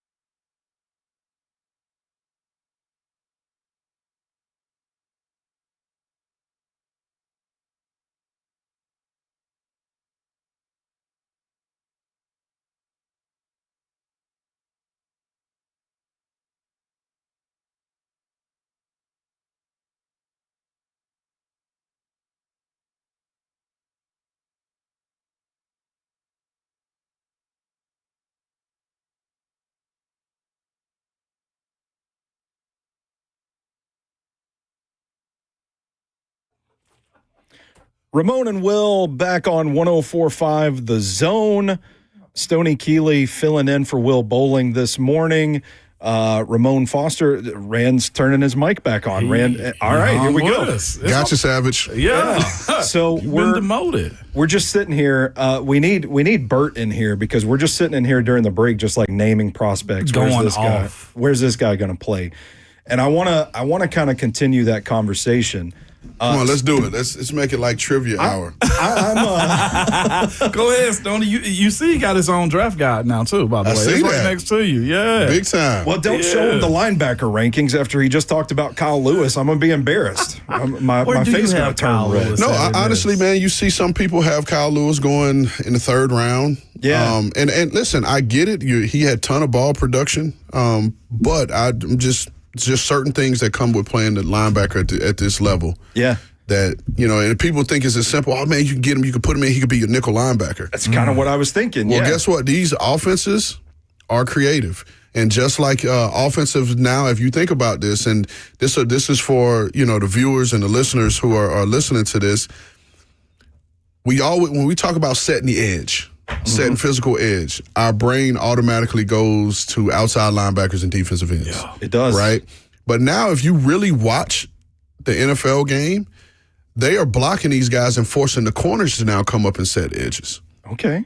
And so if your corners aren't willing to tackle, teams like the 49ers are going to attack those edges and force those guys to come up and make tackles. And so I say that to say, even if you really value Kyle Lewis as a nickel linebacker, then guess what these teams are going to do? Okay, cool. 11. Yeah. We're going to run at 11 personnel, and then we're going to ISO him, and let's see if he wants to take on this downhill action. We just talked about that with David Bailey. I brought it up in the sense, like, I don't think the run game is a strong suit of his profile, Rand, David Bailey, that is. And I said, when you look at that and he's supposed to be this rush specialist coming in, teams are going to test that. We would go 5 wide with a running back that's capable or somebody that you can motion in. And if it's 3rd and 6 and we got an opportunity to run it out of empty, motioning or running back in the backfield, if your offensive line is good enough and teams to scheme up against you, that becomes a detriment for a guy that's a rush specialist. And that's where I don't know if people understand, and I think they do. The offenses and defenses are way smarter. The guy's ability in the NFL is way higher than you think. And, like, how you can find the weakness if you don't cover it up. Like, I think survival of the NFL isn't about how good you are. It's about how many times can you minimize your weakness. Yeah, I mean, and that's what we do as scouts, as particularly pro scouts. As we're watching the film and we go to these games to scout the next opponent, when I present that report to the coaches on Monday, hey, here are – they're great players, right? And I would call it, here are the players to watch. And then here's the strength of that unit. Here's the weakness of this unit. And then here are the players we can attack. Yeah. And here are 4 or 5 guys. And if we're talking about somebody's offense, typically it's going to be an offensive lineman. Yep. It'll be a quarterback, depending if he can handle pressure or not. Does his eyes drop when he sees the rush? And those type things. If we're attacking defenses, we're talking about a linebacker that can't cover, or a linebacker that's not physical, or a corner that, gives up a lot of completions, or just things like that. So now our coaches can come back and have a plan of attack. But I wanted to ask you, Stoney, about a guy. It's just to get your opinion. Do it, Rand. Put him in the corner, baby. All right. R. Mason Thomas.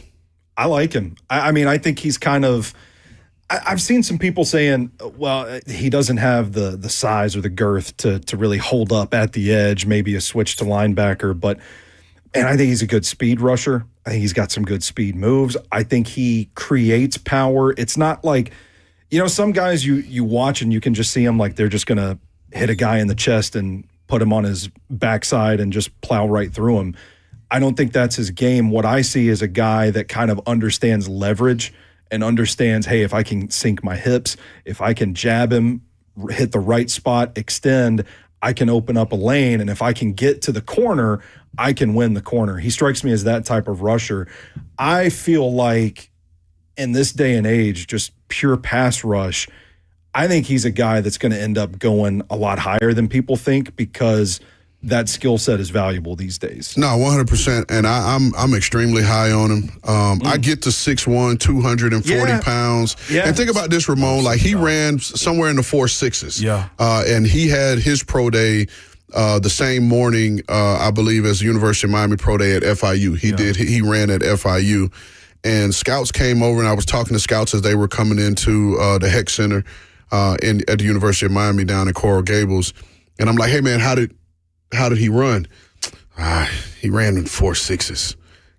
Like, think about, we're in a world now where edge guys that run 4.6s are like, That's what I'm saying, man. 4.7 was the number I thought you had to be under, right? You know, and so, but that's where we are with today's athlete. Yeah. But I love love his violence. I love his urgency. And a guy, like you said, that's 6'1", that's 240 pounds, we're all taught in football. And I know Ramon was, because he's an offensive lineman. Low man wins. Yes, low man wins. And he plays with low pad level, with leverage setting the edge. And so at 240 pounds, you don't see him get uprooted a lot. No, because really he is under the pad level. And for as long or as short as his arms are, he uses enough of that to create the separation from the end man on the line of scrimmage, whether it's a tackle, whether it's a tight end. So I love him.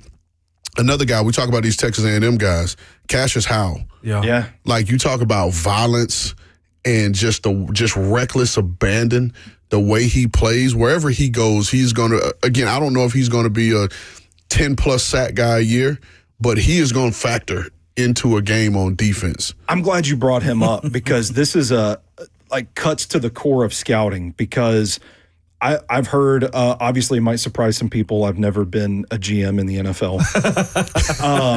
But you hear scouts talk about it, and it kind of trickles out through the media sometimes. It's like, oh, nope, there's hard numbers. If his arms don't meet this threshold, he's just off the board altogether.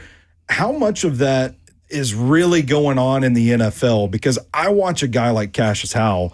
He's like the Tasmanian devil, man. I mean, he's just out there you said reckless abandon. That's a great way of putting it. His tape is some of the most fun. His game against LSU. Yep. I was watching during the Titans bye week. My wife and I had a getaway to Gatlinburg. She fell asleep, and I'm like, let me pop this laptop open, watch some Cassius Howell tape on our romantic getaway. But I was just sitting there in the bed just like, this is crazy, the things that he was able to do. So it seems, silly is not necessarily the right word for it, but how do you watch tape like that impacts you and just be like, nah, you know what? I don't want that guy because his arm length is not where a quarter of an inch too short. Yeah. Well, I'll tell you this, and I don't know if I'm actually on camera or not, but I'll do it for you. You are. I'll do it for you guys here in the studio. Paul Boudreaux was a long-time offensive line coach in the National Football League and was around forever. And something he would talk about in terms when we talk about players' arm length, right, is when we measure arm length, we measure if the player is standing here. Yep. And we go from this little joint and apex in the shoulder, to the tip of your middle finger. Okay. Right. Yep. So I'm just showing for the people who are not watching. I'm just giving you I'm giving the guys in the studio the example of how we measure arm length. So I'm gonna bring my arm forward, right, and this is still the same arm length because the joint to your fingertips. Who blocks like this? Nobody. Hey. Yeah. And so what Boudreaux used to say, why don't we measure arm length from that same joint in the shoulder to the end of the wrist? Yeah. Because this is how you block. Absolutely. You don't block with your fingertips. Never. Because, and depending on some of these guys, because we measure the hand from the tip of the pinky to the thumb, right? But if you go from your middle finger to the bottom of your hand, some guys, that's 5-6 inches on your arm length. Yeah. But you're not actually blocking like this. Now, I know it works in both ways. If you got 29-inch arms with your fingertips, you got 24s when you do it this way. But the arm length thing, it's a good argument. Yeah. Because and some of it too, it has to do with data. Yeah. And so you mix in the data of it, and then now you're like, hey man, guys who have 30-inch arms at this position haven't been successful. Gotcha. Now, and to me, once I see that, if our analytics person brought that to me, then I'm like, okay, who are those people? Yeah. Because those people may not be good football players. Diagnose why those guys weren't good. And so, But again, it leads to the conversation. It adds to the conversation. It's another data point for us to check balances as to why. I'm gonna keep digging here, and you were excited for him. He's excited for you now, Stoney. I got another layer to the Kyle Lewis conversation. I want to run by the both of you guys because I do now that we're like. No, hold on, real quick before you go. This is what I love in these in scouting meetings. You can tell when they're passionate about a guy and everybody else isn't on board with them. They keep coming back. Sometimes I would tell scouts, don't be a deadbeat. Claim your prospect. Claim your prospect. He's yours. And so I love when they keep, hey, just one more thing. See, Kyle Lewis, he made straight A's in middle school, right? So they keep coming back. Right now. But go ahead. Yeah. No, I think, well, no, what's happening here is like you're raising doubts in my mind, and I'm thinking like, dang, the draft guide's already printed. No, man, trust your, listen, I can't tell you you're wrong. But to think about kind of the evolution of personnel usage in the NFL, how teams are starting to use more multiple tight end sets now, and it kind of feels like things are turning a little bit back to more of an emphasis on running the ball again. So then you start kind of peeling back the layers of the Kyle Lewis onion, and it's like, okay, well, if he can't play nickel, but now teams are also going back to throwing tight ends out there, and you look at like what Sean McVay's doing, they got like 5 guys out there, and I mean, just mowing people down. Then you start to think, okay, well, if he's just going to get run at by the tight ends, and if he's not great in coverage, right, what does he do for you? And that's where I think you start kind of slipping a little bit. It's like, okay, well, maybe this isn't the fit. But I brought Lewis up because I do think he's talking about these Swiss Army knife defenders these days, where it's like, is he a linebacker? Yeah. Is he a slot? Is he a edge setter? Whatever. And so I thought it was kind of interesting to think that layer of it as well. If you're talking about teams just running at him, that's one less thing that he can do. Well, I'll say this. First and foremost, I can't tell you that you're wrong in your evaluation. You watch the tape you watch, I watched the tape I watched, and maybe there was some crossover in the tape that we watched. But again, always understand, and this is for everybody who watches players and actually watch players, right? Yeah. And I'm not saying that you're a fan of this team because we all lead with our hearts with players from our teams, or you casually saw a game and the guy had 2 interceptions and now you think the world of this guy because you saw his name on certain websites and all of that. Yeah. Like if you actually watched the tape and you put in the tape, I can't tell you that you're wrong. This is an opinion-based business. Right. And there's always that added variable of who they are as a person. Right. But I don't know who Kyle Lewis is as a person. Yeah. And this is the benefit of being in those rooms, because now when the scout reads the character, the background, it gives you a little bit more to where everything that I'm saying as to why not, if I'm in the room and a guy says that this guy is self-made, he is a dog, he is the first in the building, he's the last to leave, he's always around, he's putting in the extra time, they have to hold him back then I would be more inclined to bet on the person. Mm-hmm. Because, okay, he may not have all of this, but he's going to find a way to be successful. Fair enough. Right? And so that's where I say, like, I can't tell you. It's just a difference in opinion. And guess what? And I do this with a lot of people. Hey, let's make a dollar bet. Okay. And we'll see where it goes in 3 years, because I think 3 years is a fair assessment. That's $100 fine. Good. I got substitute teaching here anyway. And I'm the cool substitute. I rolled the TV cart down the hall. So now, know what's happening. But yeah, man, I can't tell you that you're wrong. We got to get to break real quick. Ron Slade just arrived. More on the other side. This is Ramon and Will on 104.5 The Zone.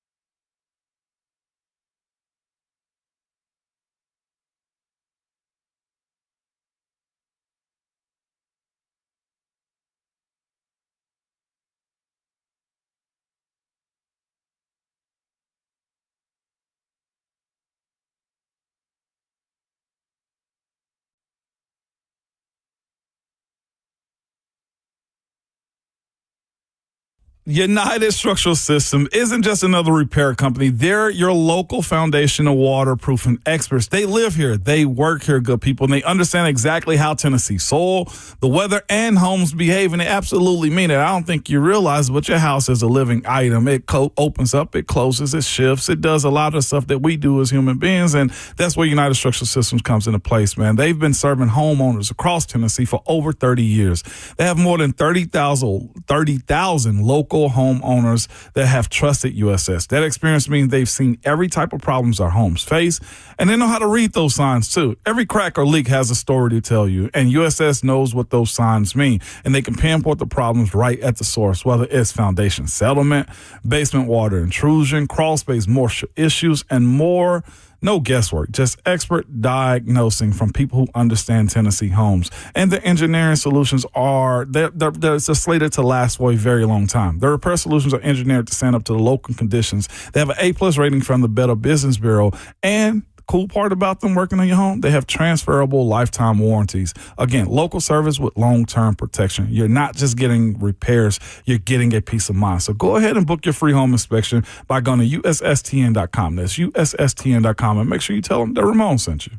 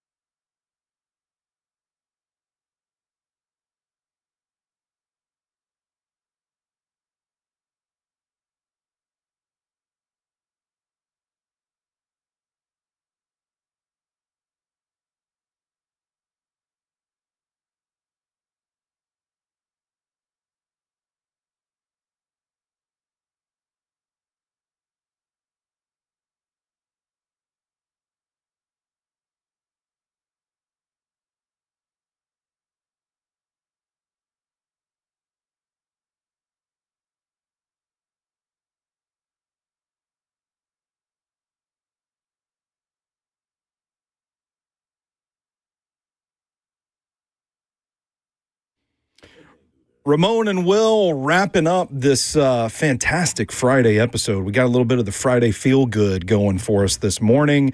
It is Stoney Keeley filling in for Will Bowling this morning, and joining us now to wrap things up, we've got Ron Slay in the building. What up, Doe? What up, Doe? There we go. There you go. What's happening, man? Y'all had a phenomenal conversation. Yeah, man, that phenomenal I could sit here all day and just back and forth with that man. I didn't even get to ask him if Spencer Fano is a tackle or a center at the next level. So you ain't even get to dive all the way in. That's what you're saying. Yeah. You need to spin dip your the toe block. in there. That's all it was, man. See what the water feel like. That's what I'm texting Zach Lyons. I'm like, man, Zach and Bert, and I'm like, man, we need like 2 straight hours of just me and Rand naming players back and forth. Lock in the room. Yeah. He put you under the gun right there, man. R. Mason Thomas, too. I know, yeah. And I'm like, oh, boy, what if I'm going to spill all this eval and then he's going to be like, no, man, he stinks. He did give us a behind-the-scenes ranking on somebody that was totally different. I think everybody else's big board as well. I know he does it on this show. He does on CBS. Randy. It was I got y'all behind the scenes? It's C.J. Allen. Oh, okay. His ranking's a little bit different at the off-ball linebacker than most folks are at that point. I'm with him on that. You are? Yeah, you watch give your the tape, sense, I guess. Yeah. And it's like you see the here we go again. We're just talking players. You see the things where it's like if you need that skill set, he's a good addition to your team, but he's not going to just plug and play any defense in the NFL. Right. Slate, what are you up to this morning? Man, dude, listen, man. I got to give a shout out and prayers up, man. To it was a accident on I-65 South. Truck was mangled, but getting it off the interstate. Small truck or 18 looked like a little maybe like a S10 or F-150. I couldn't really tell because it was that mangled. So, prayers up for them. I think it was safe. I ain't seen no ambulance at the time that I got up there or anything, but 18-wheeler was having to be towed away. So, prayers up for that. So, the interstate was closed. The reason I'm late is because of everybody being nosy. Nashville, y'all got to do better, man. Y'all got to do better. Quit meddling in other people's business, man. Let people business be they business. It ain't got nothing to do with you. Nobody's flagging you down, asking you questions about what may have happened or what's going on, or if you can get out and help. Drive your way to wherever you got to be, because people behind you got somewhere to be. This is when you start to get problems with people riding by and giving them the number one salute when they riding by in their cars. Because people trying to get where they going, and you just looking, being nosy and meddling. So, man, that's what I've been up to, Stone. Last summer, I drove up on a wreck where it was bad. 2 cars flipped over, and there were people doing what you're talking about, slowing down and looking, and there were people in the back that were honking. Like, y'all get going. It made me so mad I went home and wrote a poem about it.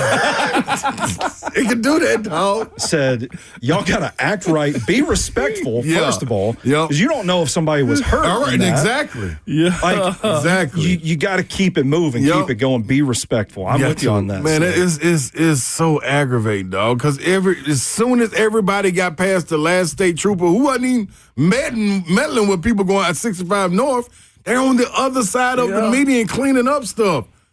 Everybody start open season. It's the IndyCar, Indy 500. Now everybody want to fly. I'm like, oh, what are we doing? What are we doing? What are we doing, Ain't dog? even concern you all that ain't got nothing to do with y'all. Yeah, right man. now. So people, that's your lesson for Friday, man. Quit meddling in other people's business. You got Zach Lyons to say preach like he young Dolph out here. Man, mind your business, dog. It's crazy. Other than that, dog, listen, man, just locked into this draft, ready for this to go on and get over with so we can get some players in. We can talk about who we need to talk about. You know what I'm saying? I think it's been fun leading up to this point, but it gets repetitive. This one been more balanced, I feel like, until like this week. Yeah. It's been real because everybody's locking in. All I hear is love, love, love. And I'm just like, don't do that. You've been standing on Sunday. I have. Not just, but like, I don't want the professional let down for a guy that's chasing his dream. Like, I said it on y'all's show yesterday, and I've been kind of pushing it. Like, this crowd fan base was let down by Joe Alt not being here. For no other reason other than. And something on that, I felt like people got their hopes up because they said he's a left tackle and LA's got Rashawn Slater, so they're not going to take him. He's going to be there for the Titans. And they said, and he wasn't. Just get 2 bookend tackles. We'll figure it out in camp. And like somebody was just in the chat, like, ask Rand about the 24 draft. Like, he couldn't help that the fact that the Chargers took Joe Alt. Like, knowing that y'all know I know him, like, I knew they wanted Joe Alt. Joe Alt wanted to be here in Nashville, Tennessee. He had no control over the card selection that the LA Chargers had on that pick. And that is so unfair to J.C. Latham, I'll continually say. Super unfair to J.C. Latham. And we had the opportunity to interview him after getting drafted, talking about J.C. Latham, and it was almost like you were trying to reassure everybody during the interview, like, man, dude is like, and when it was a little bit of us too, because we were like, dude, we getting Joe Alt. But then when you get J.C. Latham and you start looking, it's like, no, dude, an interesting dude. You know what I mean? Yeah. Good guy, you know what I mean? Like, he's about his work. Too. Yeah, good tape. But you didn't even notice it because we were all caught up in stamp Joe Alt. So Joe Alt was the pick. No doubt. I get that point. I get that. No question. I'm being told we got to get out of here at 9:54 to let the next show end. Who is the next show? What's the next show? It's my first time hosting, so I want to make sure that we land the plane properly. Zach Cruel just hit his back up there. Cruel, hey, turn on your mic. Turn on your mic. I got to talk to him like he's a rookie out here. You see how I was as a vet? Yeah. Hey, you did your thing today, man. Yeah, good for you, Cole. Good job, dog. Yeah. Props. You did. What y'all call him? Cruel, like, don't be Johnny. Yeah, Zach, no C or no K. Yeah, don't be cruel. Okay. Yeah. All right, don't be cruel. What you got for us? Had a great time. You did? You ain't get no donut yet. Oh, it's calling my name when I'm done. You know who he sound like? Because he's a Jets fan. I said this to Stoney. The kid from the Jets. I hate this team. There we go. Is that you? Walk out of the stadium. I hate this team. I was born in this. Yeah. Hey, man, guess what? Stoney, you can bounce the plane off the runway a little bit, though. Like, you ain't got to go. Okay. Look at Bird. Look and see. He ain't doing my playing peekaboo. Man, who want to do them play peekaboo? Look at him. Playing peekaboo. He got his nipples on the glass. Hey, don't you do that? You better not pull them britches down. Oh, no. Hey, y'all know how we do it on Friday, baby. Enjoy yourselves, man. And again, Coach Mack, we miss you. We're going to always have you on this station, man. And I think it hits home even more on a day like today or a week like this week. Call your people. Check on your people. Appreciate one another, man. Buy somebody a drink at the bar. Have a random conversation with somebody. We more alike than we are different, no matter what the media tells us. And make it back to us on Monday. ELE. Everybody love everybody, man.